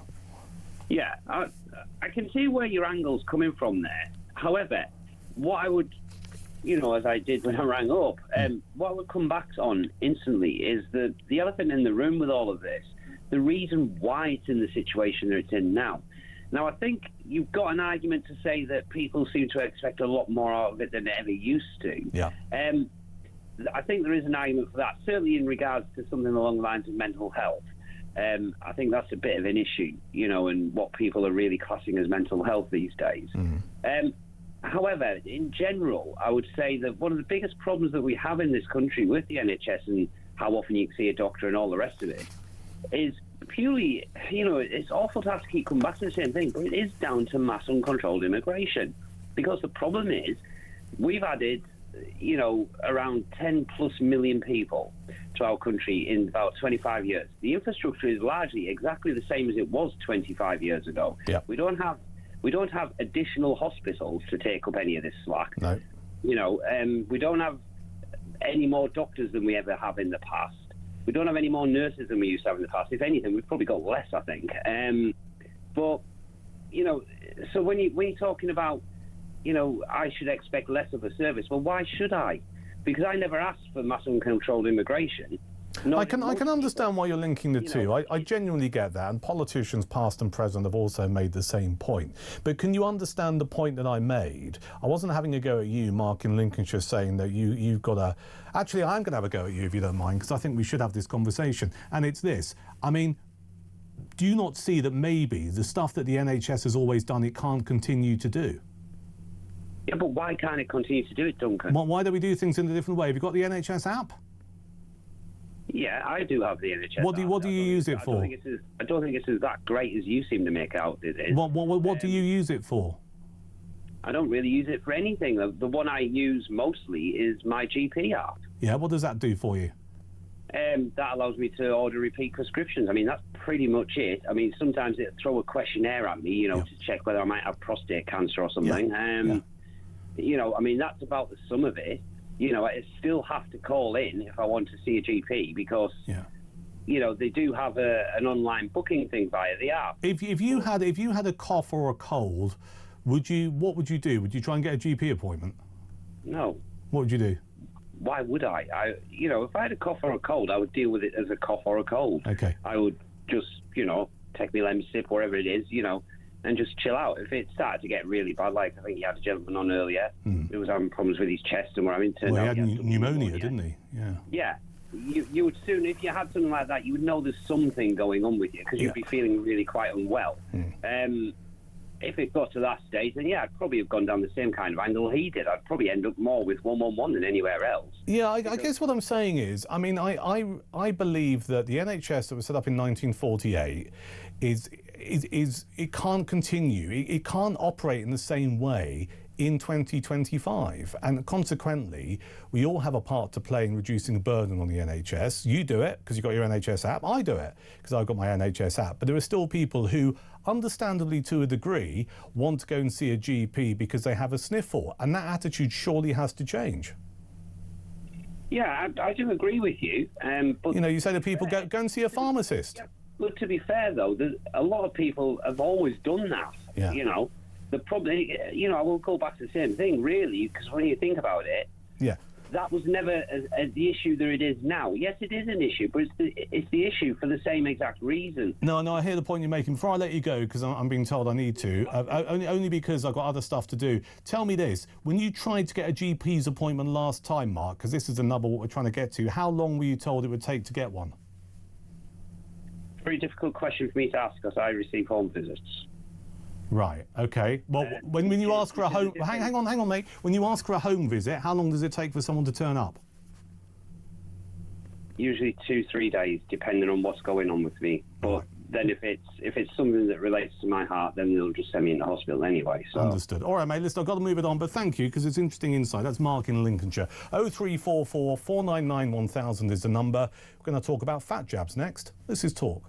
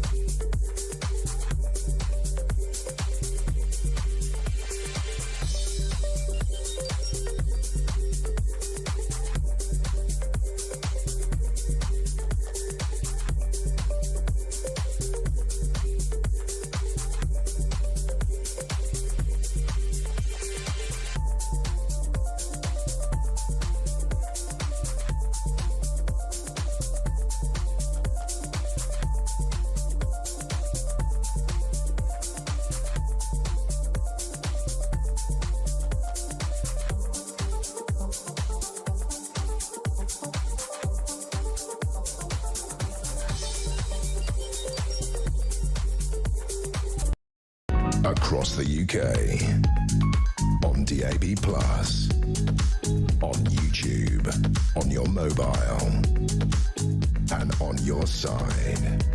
This is Talk. I'm Duncan Barkes. This is Talk. Some great messages to get to. I'll get to those shortly, and more of your calls as well. 0344 499 1000, asking you what should happen to El Fattah. Government saying tonight he can't be deported. The Foreign Secretary, Yvette Cooper, saying an investigation is launched. You tell me what you think should happen. And is the UK a soft touch when it comes to allowing people to come here, despite having views that we may well disagree with? Also, as you heard with our earlier caller, GP's appointments. In some parts of the UK, the Liberal Democrats are saying people have to wait over a month.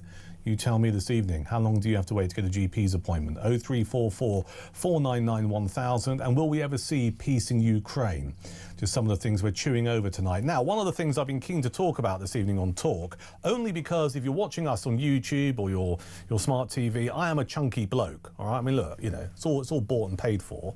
I'm no stranger to the fridge. And one of the things that I find increasingly fascinating is the number of people who, and I use the term fat jabs, not to be offensive. I would describe myself as fat, okay? So if I'm happy to call myself fat, I have the license to use the term fat jabs. What I find interesting is the amount of people who use these injections to lose weight. They seem to be growing. I won't name them. I know journalists, I know MPs, some of which you can really spot really simply in the House of Commons because they're like, their face has gone really haggard, who are all on these medications, these injections. And there are solid arguments for people to use this medication to lose weight and be healthier. There's a concern and there's a warning that's been issued this evening of the dangers from injections promoted on social media by people who perhaps don't really know what they're promoting or selling, or perhaps do, but have no interest in your well-being. The Medicines and Healthcare Products Regulatory Agency, otherwise known as the MHRA, has said that as people consider making changes at the start of 2026, which we all do, you know, new year, new you, shed some timber, they should make sure that any weight loss medications are legitimate. So let's get some thoughts on this. Thoran Govind is a health expert and former chair of the Royal Pharmaceutical Society, joins us on Talk. Good evening.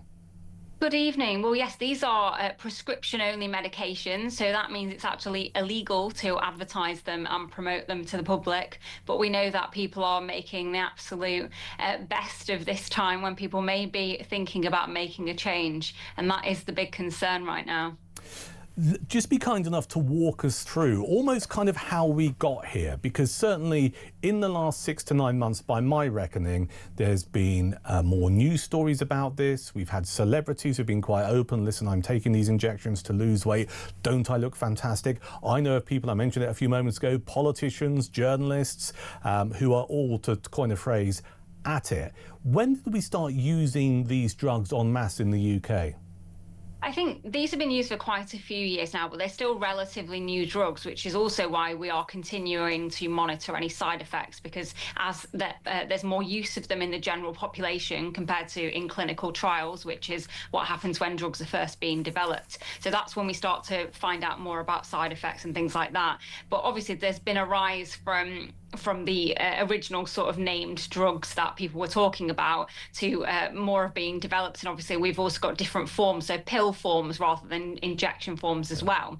I think right now with medication though, we do get all sorts of criminals trying to target vulnerable people, and the main concern is that you just don't even know what you're getting. You are really at risk, killing yourself if you get hold of these medications which are not legitimate. It is a massive concern, which is why I'm keen to talk about it, particularly this time of year, because with the new year approaching, there might be people thinking, I'm going to go online and get myself some of this, and they need to know what to look out for. But before we look out, or rather look out what to look out for, and to make sure you're getting stuff that is not going to do your health any damage, if people legitimately have weight concerns, if they can get a GP's appointment, because that's one of the other things we're talking about tonight, they go and see their GP, what's the kind of process behind getting it on the NHS?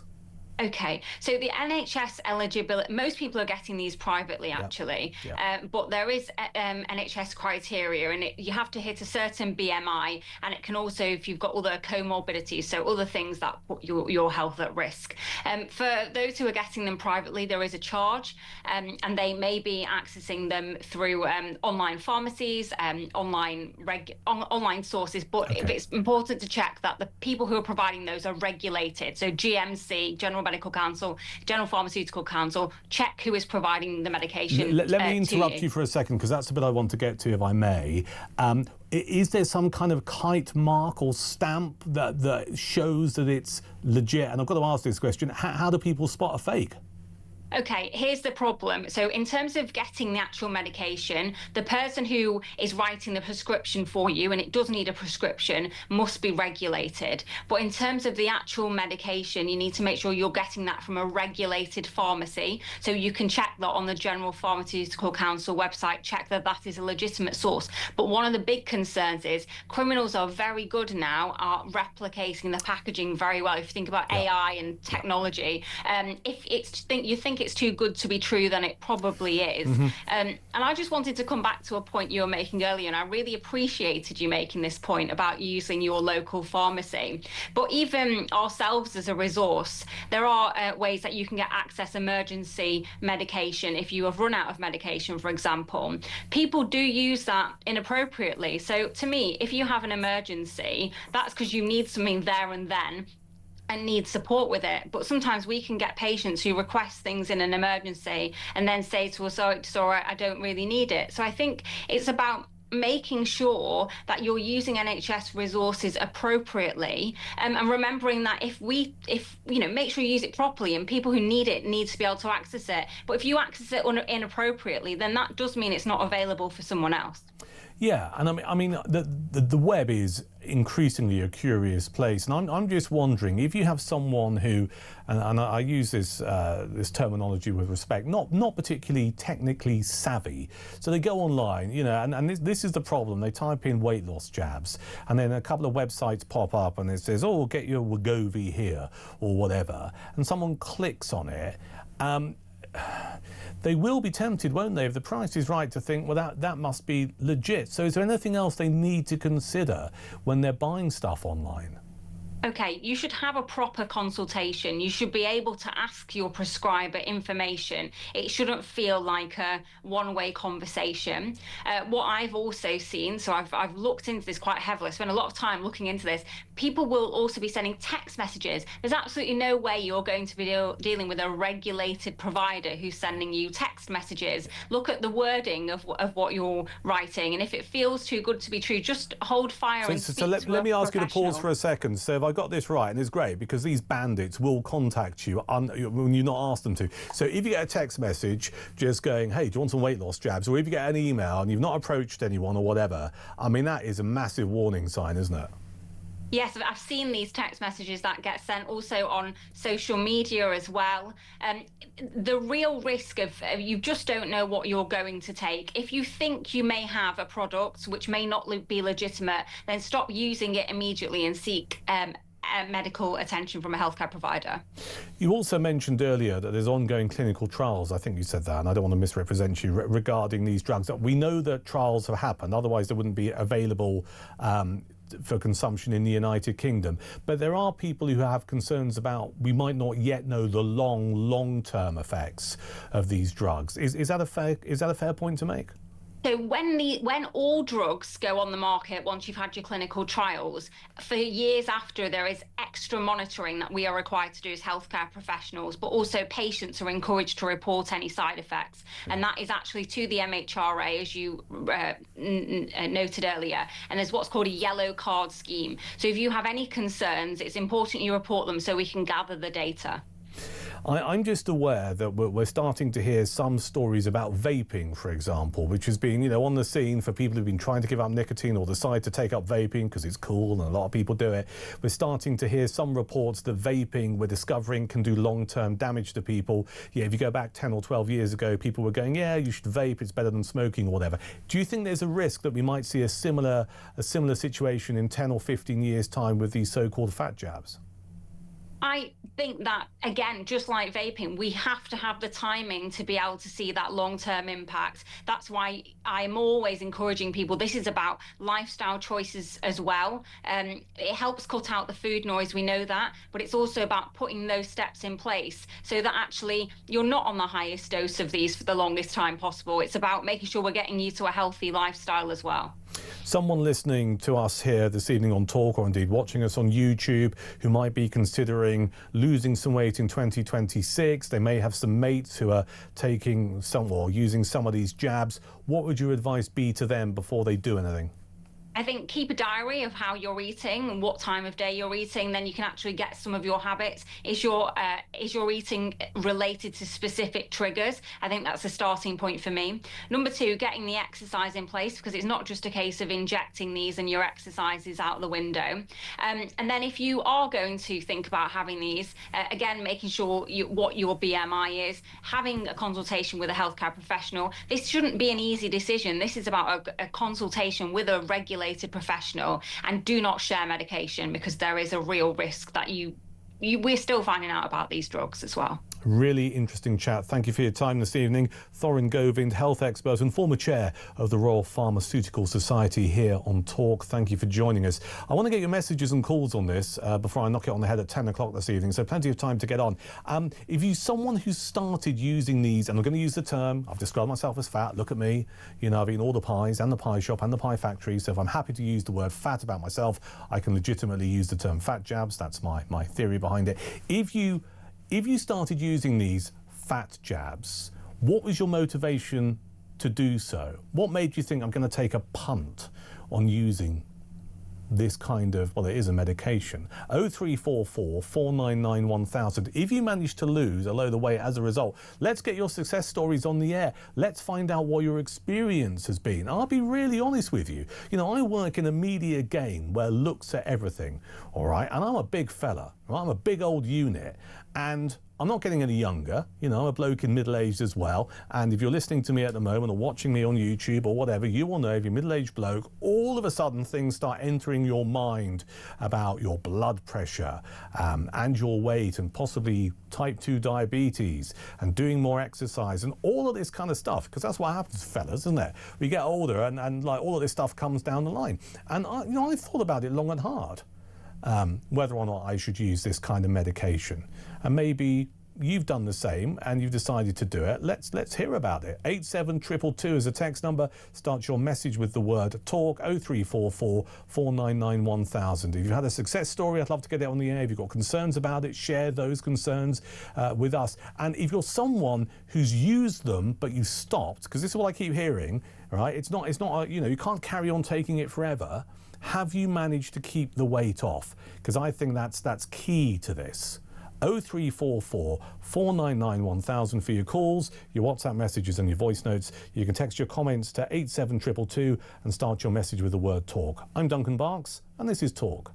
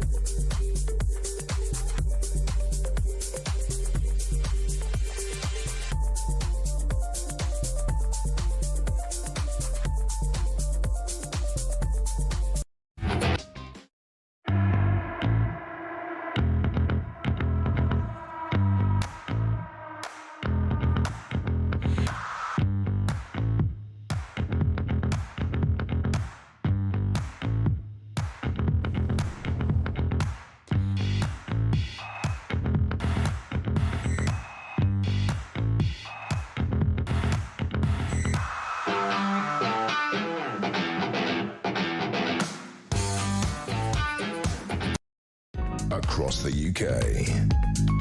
On DAB+, on YouTube, on your mobile, and on your side. This is Talk. I'm Duncan Barkes. This is Talk. We're going to talk to Julian in Chiswick in a second. You as well, 0344 499 1000. Let me just do some messages as we talk about what should happen to El Fattah and also social media. How far back can we go legitimately to say that this person's got horrific views and should somehow be punished? We're looking at that. Also talking about GP appointments. How long have you had to wait to get a GP appointment? Lib Dem figures are suggesting some people in various parts of the UK are having to wait up to 4 weeks. Also, Ukraine sadly rumbles on. Do you think we'll ever see peace in Ukraine? And what do you make of fat jabs? Are you using them? Have you thought about using them? If you head into a new year, you want to lose some weight. Let me just do some messages, then we'll take a call. Sarah's in Morden talking about tweets. How is a tweet violent, says Sarah. Fatah expressed genocidal views about white English people. They weren't deleted many years ago. They were deleted earlier. We saw them on his page before they were deleted. Lucy Connolly deleted her violent tweet 30 minutes later, but was sent to prison because of them. This is Linda, who says, I rang 111 with bad anxiety on Boxing Night. They were able to book a GP appointment for this morning for me. That's good news, Linda. I hope you're okay. James in Devon. It's all about risk. El Fattah poses a serious risk. Lucy Connolly made silly, emotional comments and posed no risk. And Lucy in Blackburn. Hello, Lucy. I can get a GP appointment the same day or day after if it's urgent. It's about a 3-week wait if not. They are, however, usually useless when I do get in, says Lucy. Keep your messages coming in. Julian's in Chiswick. Hello, Julian. Evening, Duncan. What would you like to say, sir? Yeah, regarding El Fattah, I'd like to come to something else that I've not heard anyone mention, and it's very prominent because it will mean that this story does not go away for 3 or 4 weeks. And I'll bring you to the name of Jimmy Lai, the democracy media mogul who's been in solitary confinement in Hong Kong for 5 years and was convicted the other day and gets brought back to court in a couple of weeks' time for sentencing. I think he's 78, yeah. And this is what gets me. When Keir Starmer turns around and says that this was a top priority to get Mr. Fattah released, I don't hear anything about Jimmy Lai. And you've got to remember, he's a UK citizen with a UK passport. And I think his children have got out of the country. I think his wife is still there in Hong Kong.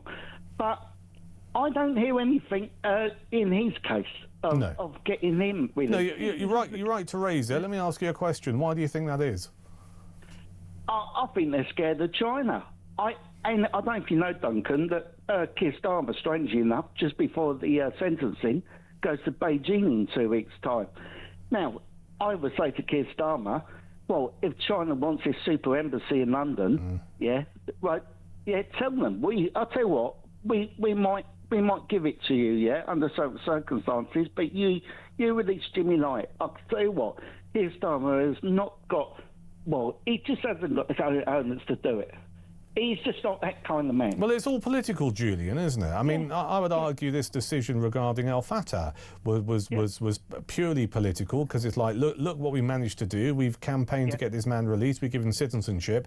And within about 12 hours, it blew up in the government's face, because we discovered that some of these messages that he stuck on social media over 10 years ago talk about killing the police and setting fire to Downing Street. Everything that Keir Starmer does is political. Now, you can make the point and make the observation, of course it is, because he's a politician, but you could also argue that making decisions purely based on politics for your own your self-advancement or survival is not necessarily the good stuff for the nation, is it? Or the right thing to do. No, exactly. You're quite right. It's everything these days. It's all political. It's not for the great good. And regards just to come to El Fattah, I know people call him a friend deported, but the simple thing is, Duncan, we had to bite the bullet because Egypt will not have him back, and no Western democracy will have him now. after what's been released. All right. Let me ask you a question, Julian, very quickly, because I'm up against it a little bit, which is this. Some of these tweets, these messages on social media are well over 10 years old. Is it right to hold people to account for stuff they did that long ago? Do you know what? That's a really hard one to answer. I know, that's why I asked it. What do you think? There's a two-way answer. It's either yes and a no. Well, you can't have it both ways. So you can't have a yes and a no, mate. So what do you reckon? Okay. Okay. I'm going on the edge of no, only because the gap in the years. That's the only reason why. But I think it's very, very 50-50. Yeah, and I certainly disagree with what he said. It's appalling. And I think people, especially the Jewish community, will be outraged of what's happened. Yeah, and that's against the backdrop of how the Jewish community in this country have been literally persecuted over the last several years. And I'd roll into that, you know, allowing these hate marches, and I see them as hate marches, through the streets of London for many, many weeks, well over a year. Obviously, the attack on the synagogue in Manchester, which I believe is a direct result as of our over-tolerance towards these hate marches. Julian, an interesting call, thank you. That's Julian in Chiswick here on Talk. 0344 499 1000 is the number. Happy to continue to take your calls regarding what should happen to Al Fatah. Though bear in mind, the government saying tonight he can't be deported. And also we have this breaking news that the Foreign Secretary, Yvette Cooper, has ordered a review into the situation of his serious information failures, talking about GP appointments and also talking about fat jabs and a little bit about Ukraine. After the news at 9, the armed forces are set to offer paid gap years to help bolster numbers. We're going to talk to Elliot Wilson. He's a senior fellow for national security at the Coalition for Global Prosperity. We'll get his thoughts and your thoughts as well after the 9 o'clock news here on Talk.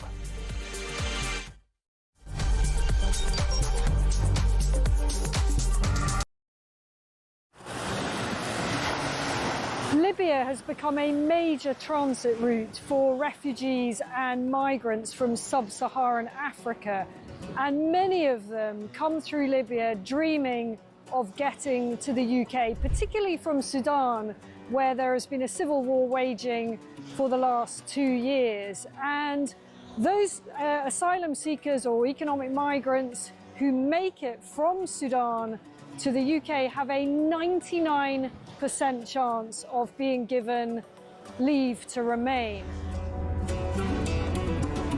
So I spent several hours talking to immigration chiefs here in Benghazi on the east side of Libya. The Libyan National Army has a very good grip on the immigration problem, albeit fighting against a huge crisis with limited resources. There is a very, very clear process of giving people proper health checks, the life-saving care that they need, and then working out where it is exactly that they've come from. Their message to the UK is that you are fueling this problem. You are effectively advertising a great new life for people from sub-Saharan Africa. They actually said, you know, what do you think happens when a guy from Sudan comes up through Libya and makes his way all the way to the UK and gets put in a luxurious hotel and provided with everything? And make no mistake, it is a perilous journey. We see it from the end point. We see the Channel crossing as the dangerous bit. But actually where these journeys begin is in the hot desert. Many, many tens of kilometres have to be covered on foot by these migrants. And as many as 1 in 4 do not make it. That means bodies in the desert. The Libyan authorities are having to recover across the UK, on DAB+, on YouTube, on your mobile, and on your side. This is Talk.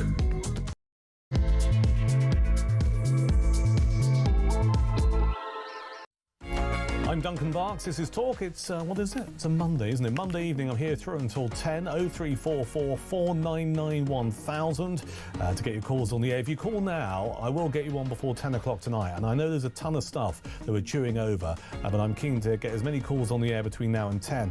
We're talking about fat jabs. I mean, look at me. I mean, I know this is a beautiful body. If you're watching via your smart TV or YouTube, that is magnificent. That's a hunk of a man. But I could do with losing a bit of weight, okay? And I spend a lot of my time trying not to put on weight.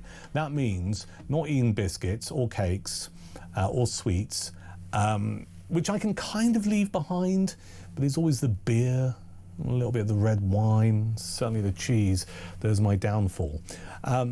We have a warning that's been issued tonight about not going online and buying some of these medications that we've been calling fat jabs because there might be something behind them in terms of being unlicensed and full of chemicals that won't do you any good whatsoever. So I wanted to use this as a reason to discuss your use of these jabs. Have you lost weight? What was it like?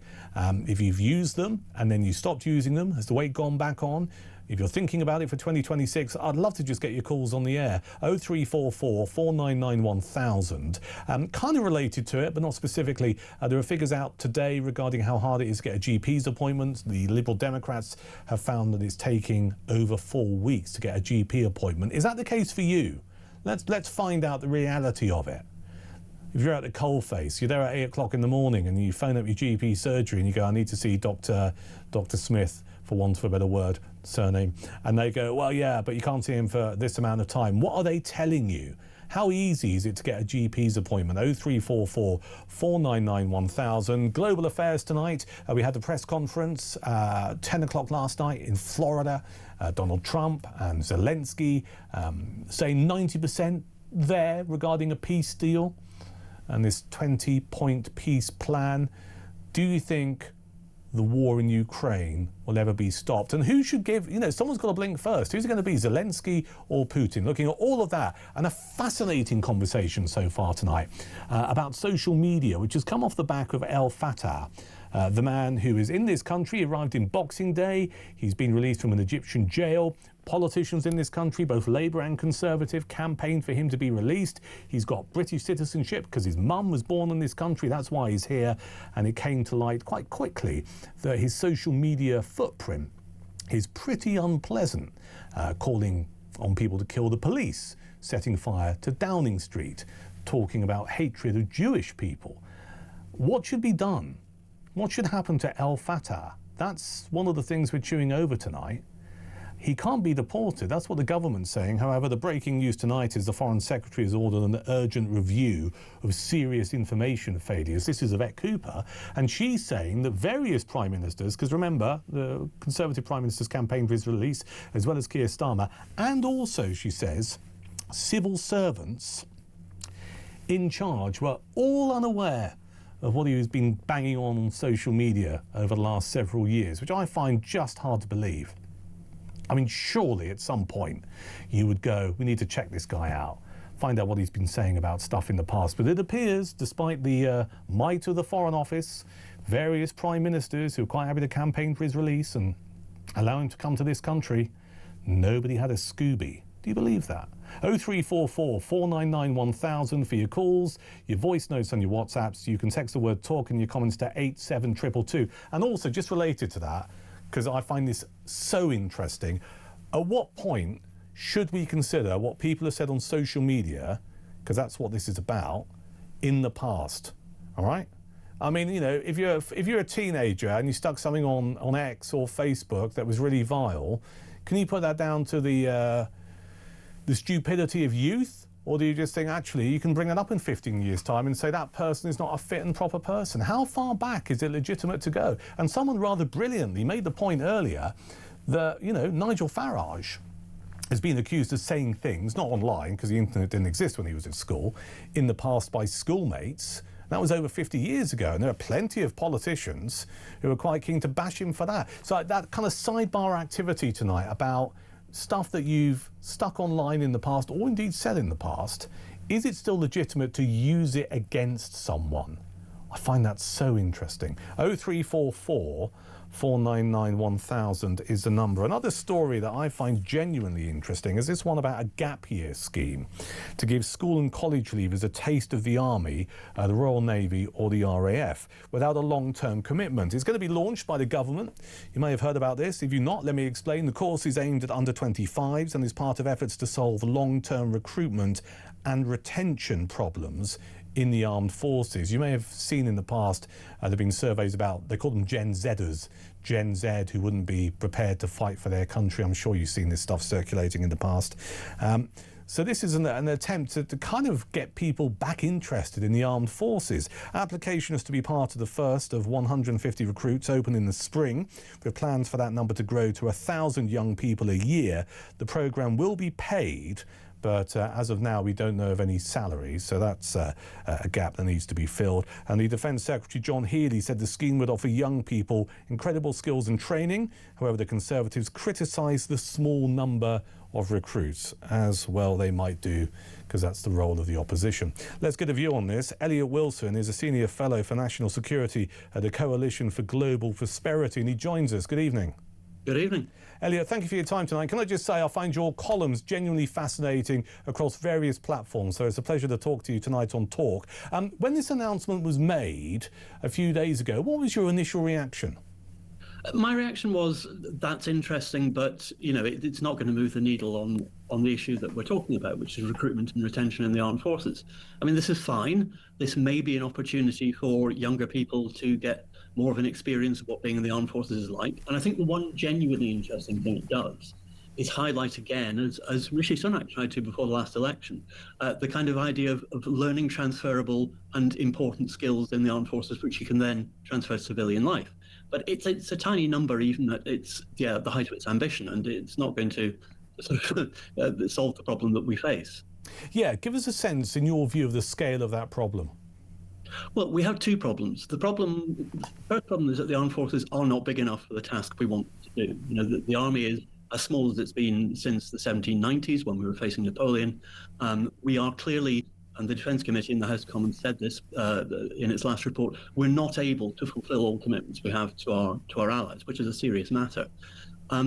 But even if they were at full strength, according to what we have now, we are missing recruitment targets by some way. The army is still taking in fewer people than it loses on a regular basis, and so we're still struggling to get to even those small targets that we have. So we have too small an armed forces, and we're not even fulfilling those numbers. So it's a two-pronged problem. Yeah, there is a number issue against a backdrop of uncertainty in geopolitics. I mean, we spent a big chunk of tonight's show talking about Ukraine and the press conference last night with Trump and Zelensky.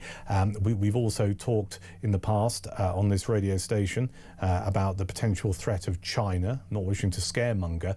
We are living, I think it's fair to say, in very uncertain times compared to maybe 10 years ago. Can this recruitment issue be addressed, do you think?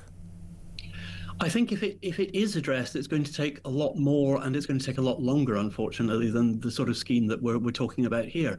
I do think there is an issue that clearly younger people no longer see serving in the armed forces either as an attractive option or even something they would consider out of duty or a need to defend the country, and that's a problem. There is a possibility that that's what they say now. We have to remember that it wasn't that long before the Second World War that the Oxford Union debated this House would not fight and die for its country. And then, a lot of those people went and did exactly that. But it is a worry because, we don't have conscription in this country. We don't have a tradition of conscription in this country. And it would be worrying if we had to rely on that kind of thing, unlike European countries. Yes, this conversation / debate is never too far away from talking about, and here come the words, national service, or the word you used, conscription. I mean, I looked earlier, countries such as Sweden, Cyprus, Norway, Denmark, Greece, and many, many others have conscription, which I would argue, if we even hinted at that in this country, people would run a mile. Do you think that's a fair assessment? I think that is fair. I mean, people talk rather mistily-eyed about national service, which is odd because, nobody who is under about 90 now actually undertook national service. And it was something which was a hangover from the Second World War and the process of decolonisation, and it's something the armed forces wanted to get rid of, in the years before it was abolished in 1960. It's not something that we have long-term done in this country. We've only conscripted people for the two world wars and thereafter, whereas other countries have a much greater tradition of peacetime national service. I think that would be a very last option, but we do need to find ways of getting people interested in careers in the military, showing them what they can get out of it, but showing them what they can put in as well. Yeah, which is why this scheme has been announced quite clearly. I mean, I'm going to ask you, it's going to sound perverse, the word I'm going to use, but what's your take in making joining the armed forces, and here comes the word, sexy? Because it's a sales job, right? It's a sales job for the RAF and the Royal Navy and the Army to say to people, look, this is something you should consider doing for all of these reasons. We have a problem with retention, as we know. We have a problem with recruitment. How is there a magic bullet that means we can turn this around? There isn't a single magic bullet, but I think it is worth bearing in mind that when we were operationally engaged in both Afghanistan and Iraq in the 2000s, 2010s, actually the chance of active service was something that attracted a lot of people into the military. Because ultimately, if you want to join the armed forces, that's kind of what you want to do. You want to go and fight.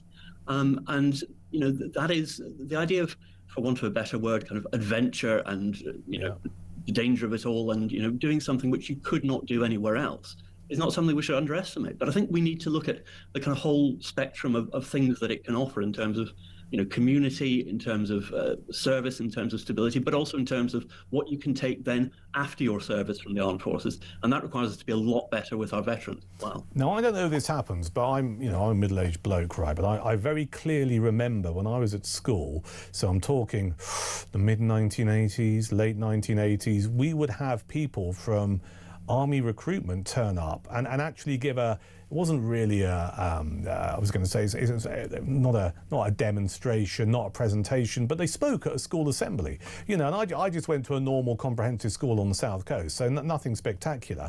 Does that kind of thing still happen? And if not, should it? I don't know if it still happens on the same scale. I think absolutely it should. I think that the problem is that in those days, and when I was at school in the late 80s, early 90s, we still had a much bigger armed forces. Yeah. And the kind of outlay of that is that you have far more people who know people who've served in the armed forces. It's such a small community now of both active servicemen and veterans that you will find a lot of people who've never met somebody who's been in the force, who's never been in, deployed operationally, who's never fought, who's never been engaged in any way. And I think that lack of familiarity does present a problem. We need people to have a much better idea of what it's like, of the variety of things you end up doing, and of the variety of tasks that you can fulfill. And some of the television adverts are quite good. The Royal Navy ones are quite good. Yeah. But it's such a big mountain to climb. We need to do a lot better. We've talked about the challenges regarding recruitment and indeed retention. Let me just pick your brains whilst I have you here on Talk this evening about defence funding, because we had the Strategic Defence Review, didn't we, a few months ago, calling for more money. There have been briefings that have appeared in various newspapers from current and former senior military people saying not enough has been done fast enough. What would be your current take on where we find ourselves regarding funding?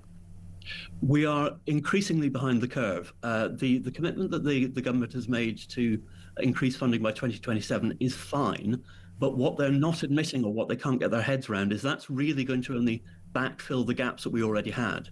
So that will put us at a stage where we can do what we said we could do, whereas in fact we couldn't. But countries like Poland are on 4.95% of gross domestic product on defence. We're getting towards 2.5 in the next year or two, and that's clearly not enough. We are not spending enough. We have huge capability gaps. The equipment programme has gaps of tens of billions of pounds. And we've made promises which are currently unaffordable, but which we need to fulfil, or we need to radically rethink the whole strategic defence review. And we do. And who do we hold to account for this, Elliot? Because I mean, do we go back to the 14 years of Conservative government where I'm a big fan of Penny Mordaunt, right, former Defence Secretary. I read her stuff and I just think, yeah, Penny, you're bang on the money there. She seemed to get it. There are other Defence Secretaries who seem to have no clue what was going on. Who do we hold to account for the situation we find ourselves in now? I think you can go back all the way to, as far as the end of the Cold War, if you want. There was a mentality that unfortunately most of us bought into, that things had got so much safer. And, there's talk about the peace dividend. And we failed to realize that if you lose funding, you lose momentum, you lose skills, you lose all of that kind of thing. And actually by the time of 2003, we were in Iraq, 2001, we were in Afghanistan. So there's been a sort of gradual underfunding and running down of the defence budget since then. And, one can pick individuals to point the finger of blame at individual parties. That's fine as a parlour game, but we need to look at what's happening now. The government is the government of the day. It needs to be spending more, and it needs to be honest about the fact that it's not spending the kind of money that it's talking about. It's talking about, the biggest uplift in spending since the Cold War. Well, fine, but that doesn't make it enough. No. We are woefully short on what our allies are spending and what America is encouraging us to spend. Yeah, again, it's quite a grim backdrop when we talk about geopolitics. Listen, I appreciate your time this evening. It's been fascinating. Elliot, thank you for joining us. That's Elliot Wilson, Senior Fellow for National Security at the Coalition for Global Prosperity, and he was here on Talk. I'm keen to just pick over with you what we could do to make, and this is going to sound, I'm going to use that word again, I get told off sometimes for using it, making joining the armed forces sexy. There's a problem with recruitment here, okay? We heard about the funding stuff with Elliot, and that maybe is a bit of a sidebar activity, but in terms of saying to people, look, the Army, the RAF, the Royal Navy, you should be part of this for these reasons. How would you do it? And if you're listening to me at the moment or watching me at the moment and you're ex-forces, let's get you on the air between now and 10. 0344 499 1000 for your calls, your voice notes and your WhatsApps. You can text the word TALK and your thoughts to 87222. Also talking about GP appointments. Want to find out from you tonight how easy it is or how hard it is to get one, as the Liberal Democrats released data saying in some parts of the UK people are waiting up to 4 weeks. 4 weeks to see a GP. What's been your experience? A bit of chat also about El Fattah and what should happen to him. This is a guy who's now in this country as of Boxing Day. He's got British citizenship, and we've had Conservative politicians when they were in government campaigning for his release, Labour as well. He rocked up here on Boxing Day. Turns out his social media footprint is pretty grim. I could use other words. He's called he's called for people to burn down Downing Street, kill policemen. What should happen to him, bearing in mind we can't deport him? The Foreign Secretary, Yvette Cooper, tonight has ordered an urgent Foreign Office review of serious information failures. She also says that various prime ministers, successive prime ministers, were not briefed on his tweets dating back as far as 2010, and that civil servants in charge of the case were also unaware of them. How is that possible? So we're looking at that as well. Bit of chat about Ukraine, and also in a few moments' time we're going to be talking about dogs as well. So if you are someone who is a dog owner, I would love to get you on the air to talk about the benefits of dogs. And I'll tell you why I want to talk about this, because there's this great story coming out of, I think it's Dorset, about a dog who literally saved a man's life. This is Bew, the Happy Hound, is a heart attack hero who saved their owner's life because his owner was struggling on the beach. Dog created a bit of pandemonium, got people's attention. This guy got CPR. Consequently, he's alive today. So I want to talk about your dog. Some say man's best friend, also woman's best friend as well. And how well do you know your dog, and how well do they know you? All of that going on tonight. 0344 499 1000 for your calls, your WhatsApps and your voice notes. 87222 on the text. Start your message with the word talk. We'll go do some of your messages and some of your calls in a few moments' time. It's 9:20. This is Talk.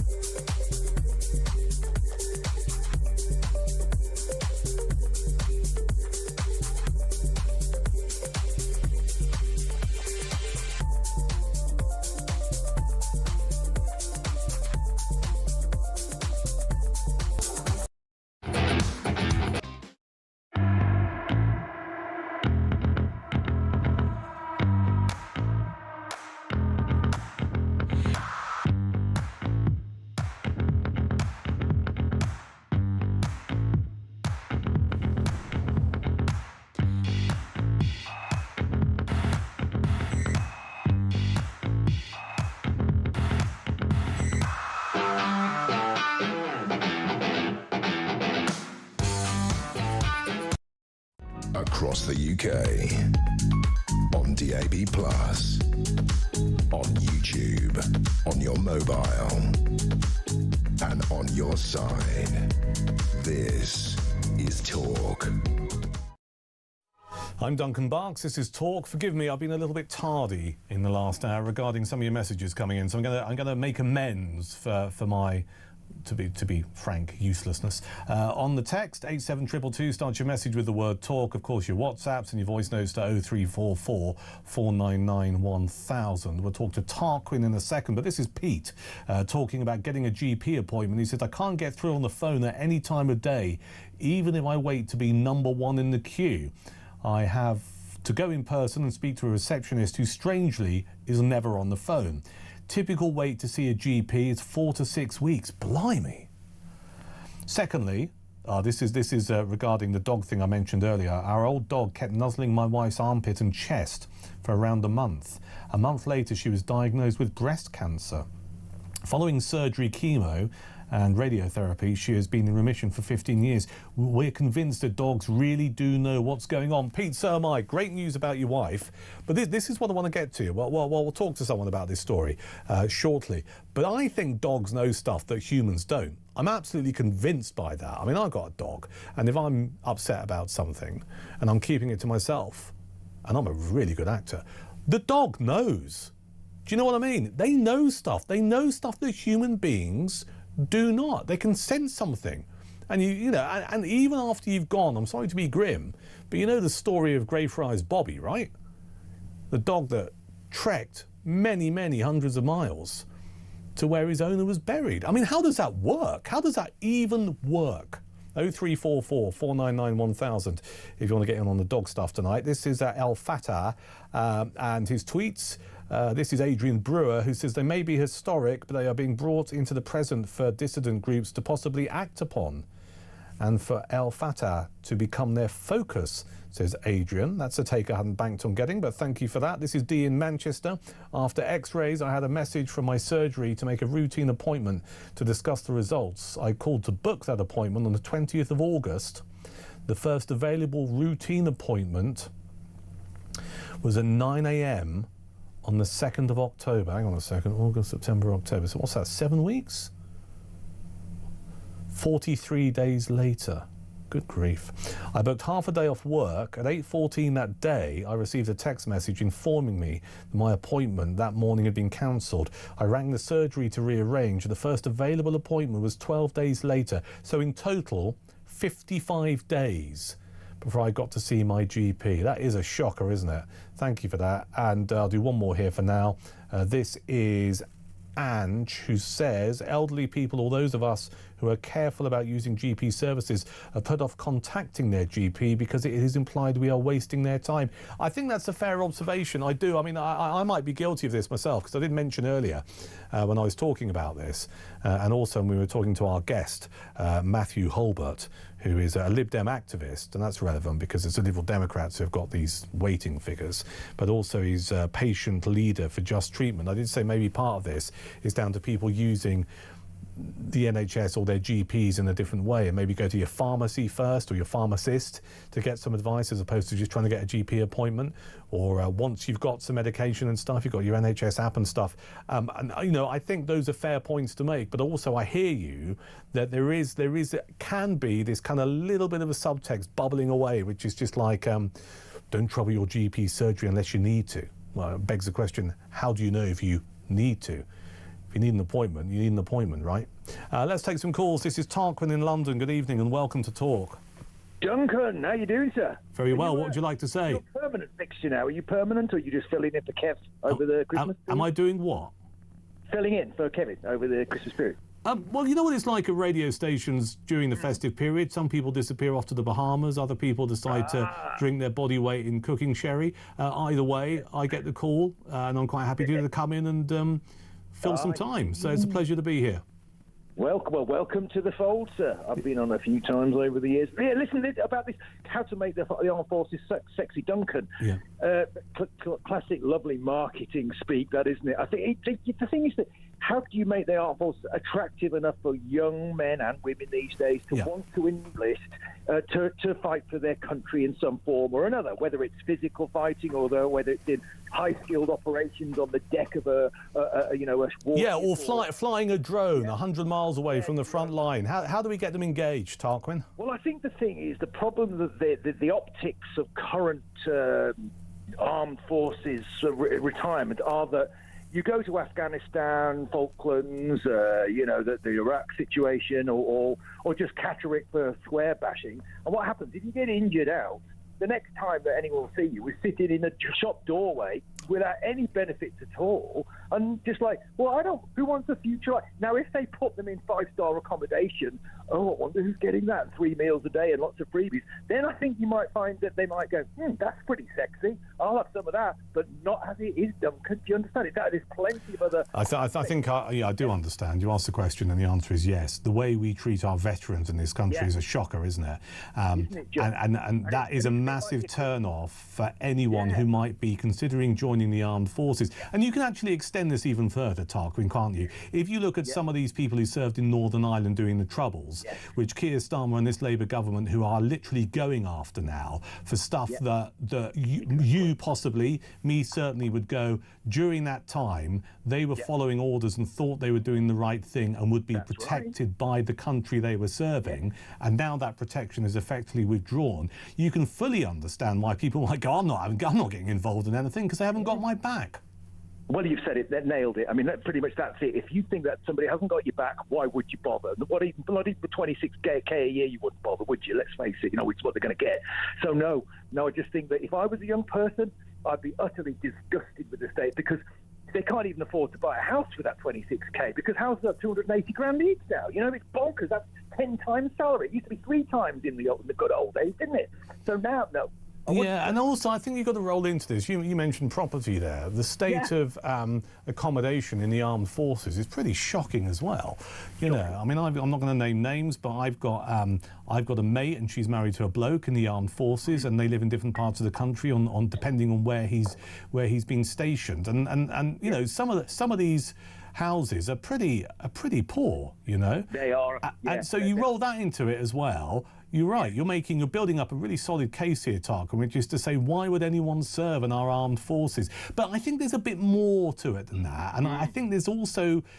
I was brought up, and maybe it is a generational thing, and I'm not glorifying war, because the only people really who get anything out of war is the politicians, right? It's always the people who aren't. It's the politicians who make the decisions, but it's always people like you, I, and our kids who end up serving and lose their lives, right?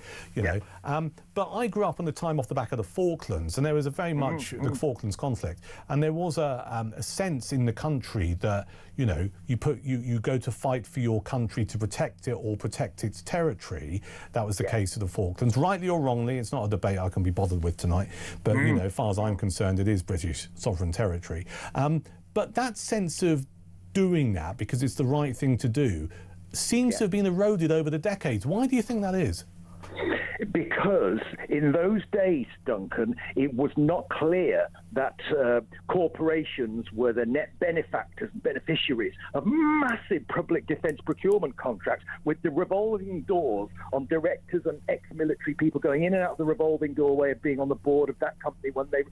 Now it is that. It is that in Spain, around the world, and I think the Western democracies particularly, this happens in America, not just Britain, where they just feel like it's all about, as Smedley Butler said, the American general back in the 20s, war is a racket, ha, ha, ha, because it's about money, it's about the defence. And I think a lot of people are so cynical now, quite rightly, that they just think the motive isn't an altruistic one about true patriotism and protecting our soil. It's about who's going to make bloody money at the end of the day after it's all over, Duncan. You know what I mean? Yeah, I think I do. Tarquin, an interesting call. Thank you for making it. 0344 499 1000. If you'd like to get on the air between now and 10, talk about recruiting people into the armed forces. How do you do it? You might have picked up on some of the stuff that Tarquin said there. Do you agree with what he was saying? You know, the way we treat our veterans is absolutely shocking. Is that one of the reasons why people just go, I'm not going to serve in the army or the navy or the RAF. Between now and 10, I also want to talk about dogs. So this is a plea to you, because we're going to talk more about this great story of a dog in Dorset that saved his owner's life. I have this theory, right, and I want you to back it up. I mean, you can disagree with me, and that's fine. You know, I'll take you on.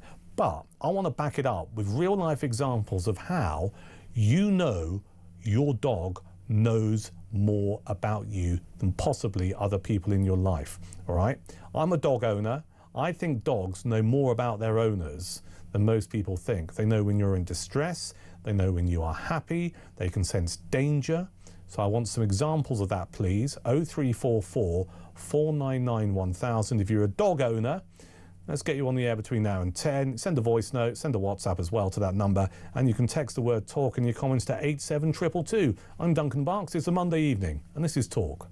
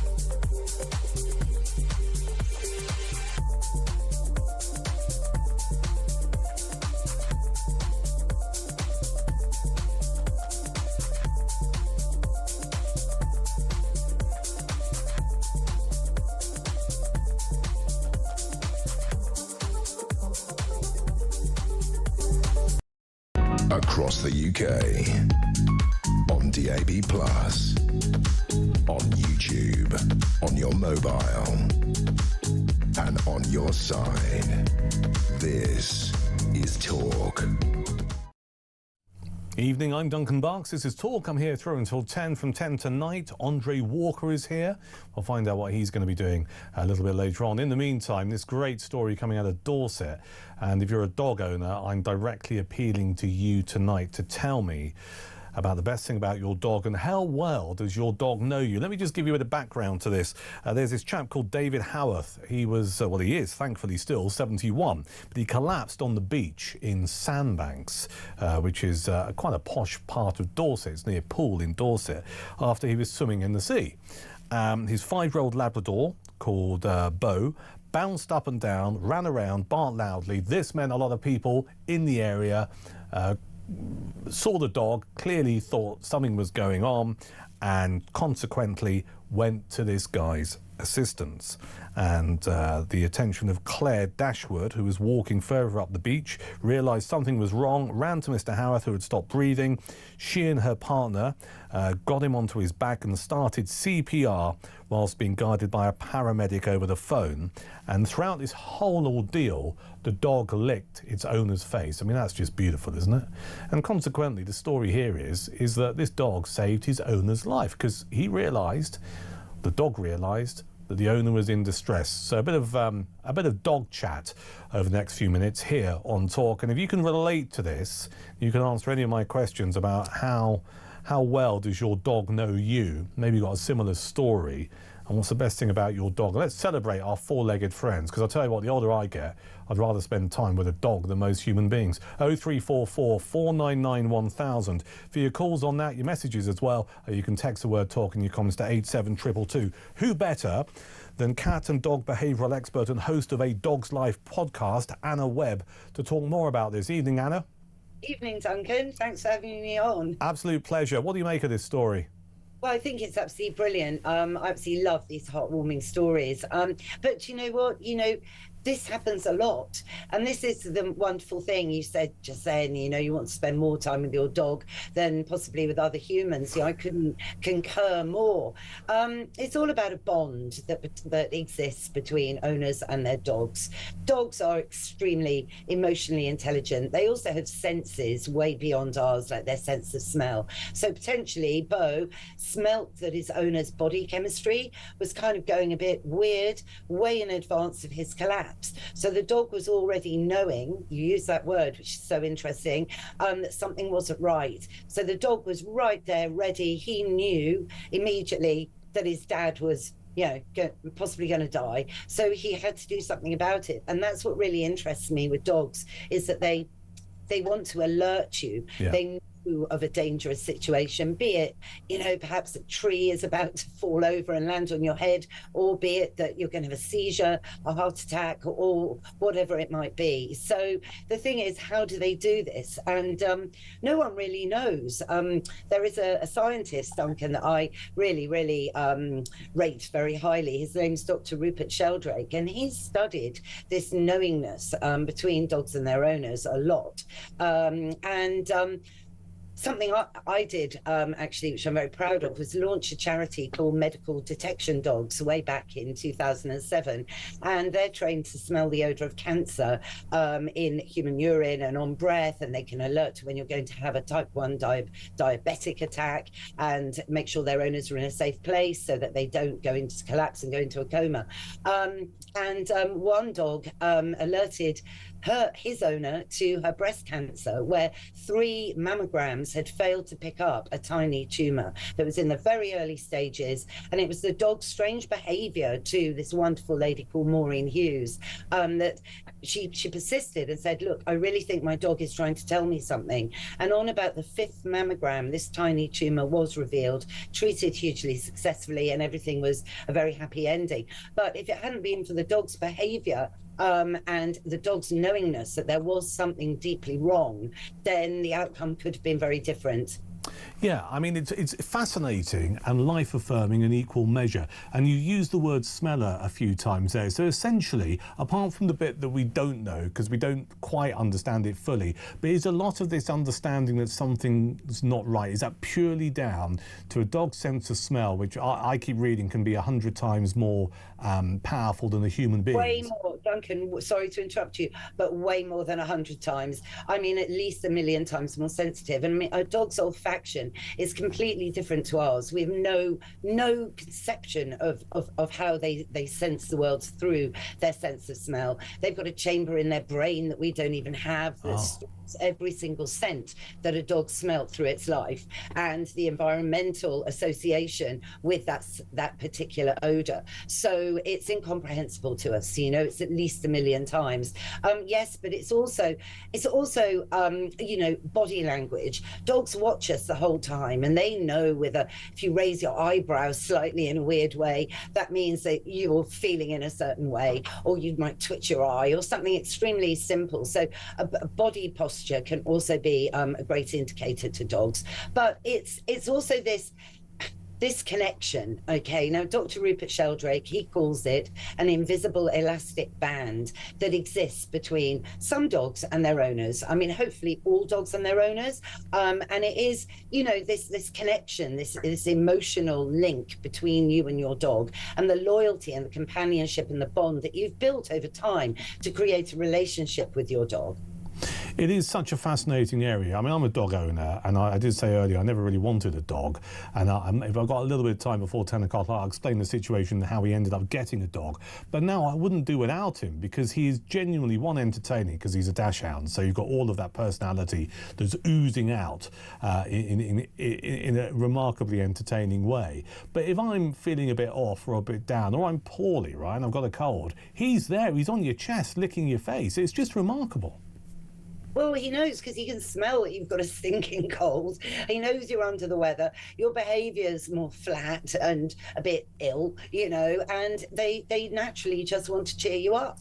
There's a connection between us. You know, dogs are family, but make no mistake, they're not a little person in a furry suit. They are dogs, and dogs are just fabulous. I mean, you know, when there was the big earthquakes, the tsunamis in 2005, you know, in India and other incidents like this, you know, there were no animals to be found, okay? They all knew that some, you know, chemical reaction was happening in the air, maybe the air pressure dropped. There were certain triggers in the weather that they knew about, and they got out of there, you know, whereas we don't have these senses. So our senses over the years become really dampened. And so there's a lesson there, right? If your dog does a runner, follow the dog. Follow the dog. Follow the dog. And also, I was mentioning earlier about the story of Greyfriars Bobby. Which, I mean, I was up in Edinburgh recently, and, you know, I mean, people go and rub its nose, don't they? And it's kind of, there's a statue. Sorry, I should make it clear, the dogs, it's a statue of the dog. But there's this dog who literally trekked, was it hundreds of miles, to where its owner was buried. And it begs the question, how did it know where to go? Well, they'll smell. Is it what, really? Is it still down to smell? I think a lot of it's down to smell, but it could also be down to, you know, a sense of direction as well, which is something else Dr. Rupert Sheldrake has studied. A direction to where their person, their elastic band is taking them to that person. And it's been known, you know, dogs, you know, at funerals, they'll stay by the coffin, you know, and not be with other people they might know in the congregation, or they'll start howling. They actually do know where their owner is. You know, there's so many extraordinary cases and dogs that know their way home, you know, similar to Finding of Grey. Dogs know when you know, they will actually travel miles and find their way home, like that story Lassie Come Home, it's a famous film. But you know, these films and all these books, they're based on true anecdotal stories, so there's a lot we don't understand. We might not understand it, but I think we can agree it's remarkable. Anna, pleasure to talk to you. I've learned something tonight, so thank you for joining us on Talk. That's Anna Webb, cat and dog behavioural expert and host of a Dog's Life podcast. You've got some long drives to do, maybe over the new year, going to see some folks for New Year's Day or whatever. You want a podcast to listen to? Why not download it? Also, why not download some podcasts from us here at Talk? I could do with some doggy chat. That sounds so bad. Between now and 10, if you can relate to anything that Anna's just talked about, 0344 499 1000, off the back of this story of a Labrador who saved its owner's life after a heart attack. If you can relate to this idea that your dog knows you really well. I just find it remarkable. I can be half a mile away from home, right, in my car, and Anna there talked about smell quite a lot. I mean, I shower every day, so it can't just be smell. I can be half a mile away from home, and the dog knows that I'm near, and it's at the back door going tonto. It's just amazing. And as I said to Anna, the older I get, I find myself thinking, do you know, I think I'd rather spend time with my dog than most human beings, but not all of them. 0344 499 1000 for your calls on that. You can WhatsApp to that number and also send voice notes, text the word talk, and you comes to 87222. Also, throughout the show this evening, we've been talking about this gentleman, Alaa Abd al-Fattah, who is in this country perfectly legally.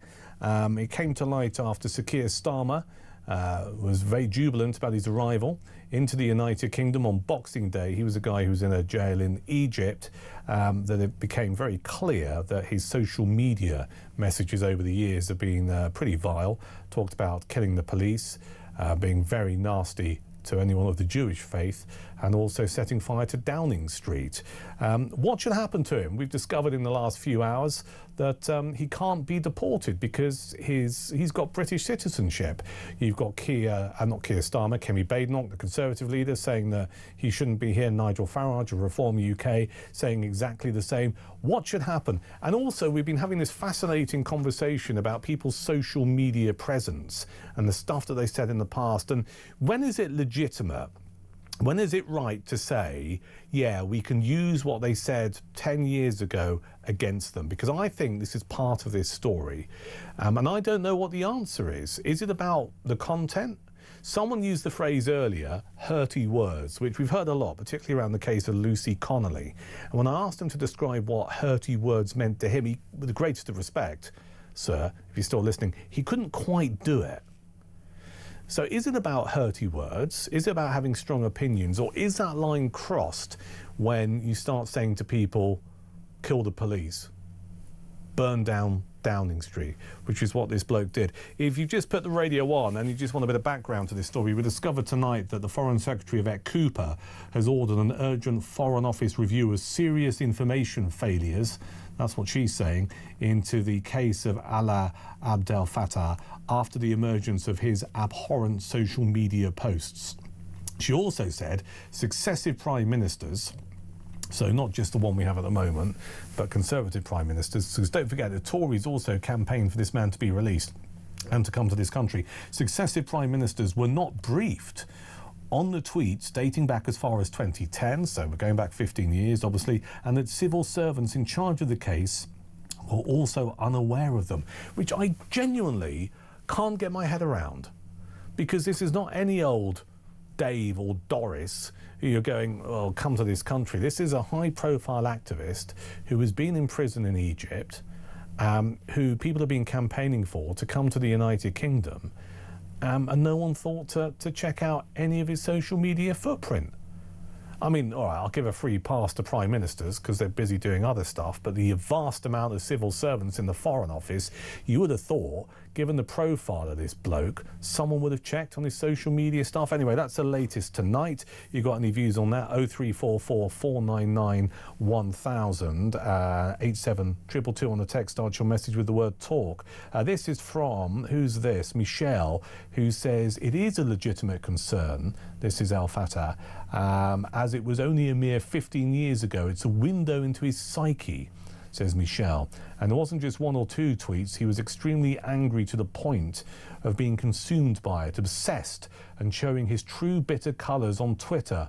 I'll wager he still hates us all, says Michelle. What is interesting about his apology, and he did make an apology, he had to issue a statement about this because he could not. But earlier today, he apologised for several of his old tweets that have resurfaced. But he did say that some of them had been completely twisted out of their meaning, which is just utterly absurd. I mean, you know, if you go onto Twitter, even if it's several years ago, and say, go and burn down Downing Street, not easy to say, burn down Downing Street, how is that completely twisted out of their meaning?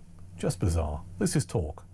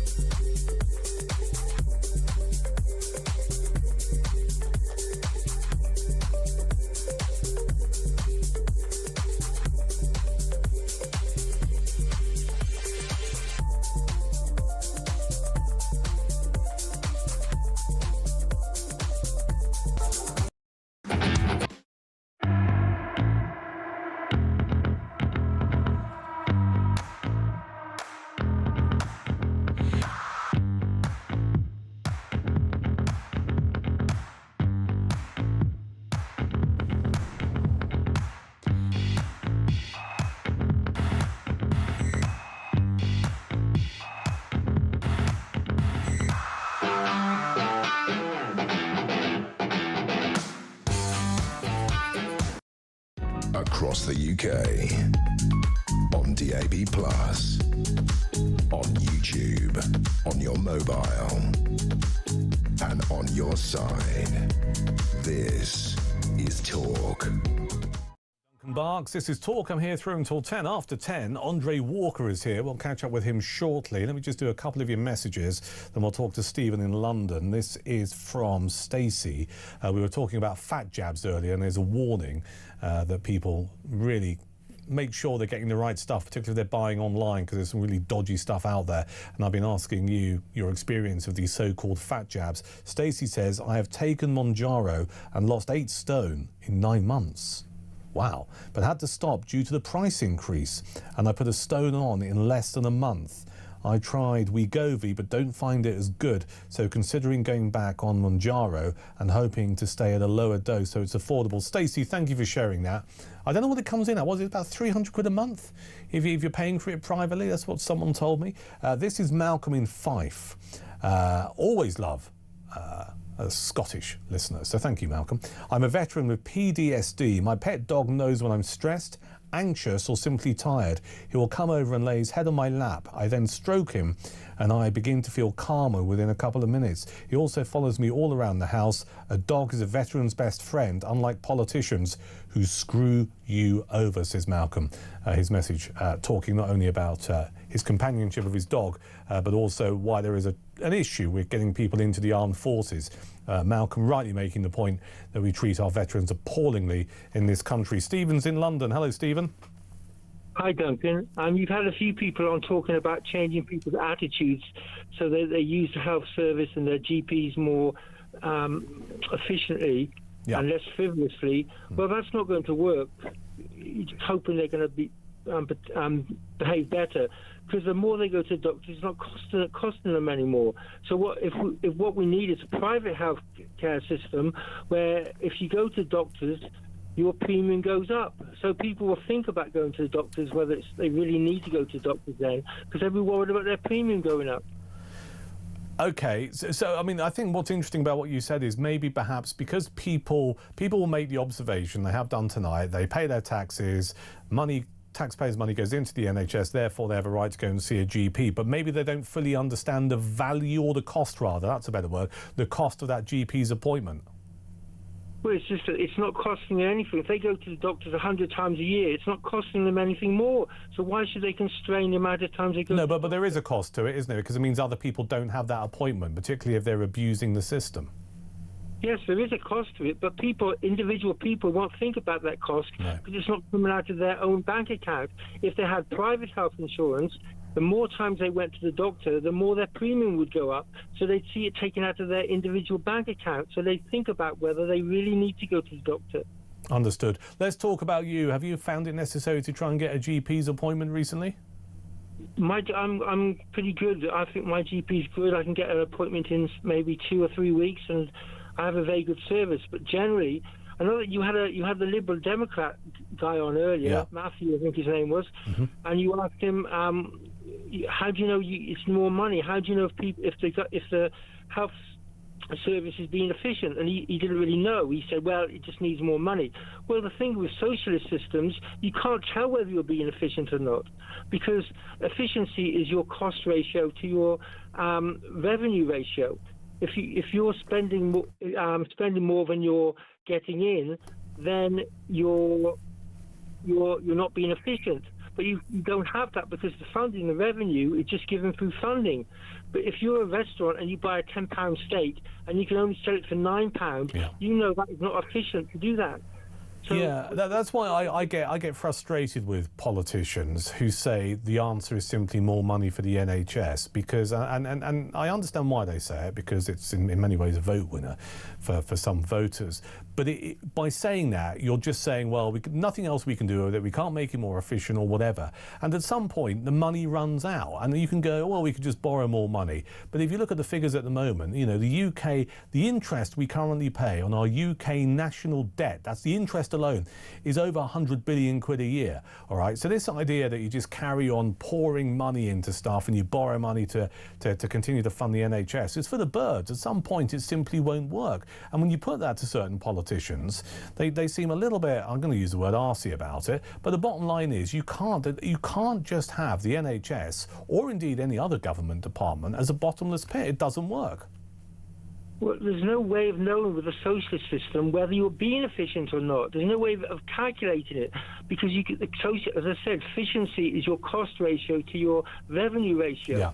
But if you're not charging anything for the services, they're free at the point of use, you don't know if your costs are bringing in that revenue. But they're not, I take issue with that, they're not free at the point of use, are they? Because you are paying for it as a taxpayer. Do you know what I mean?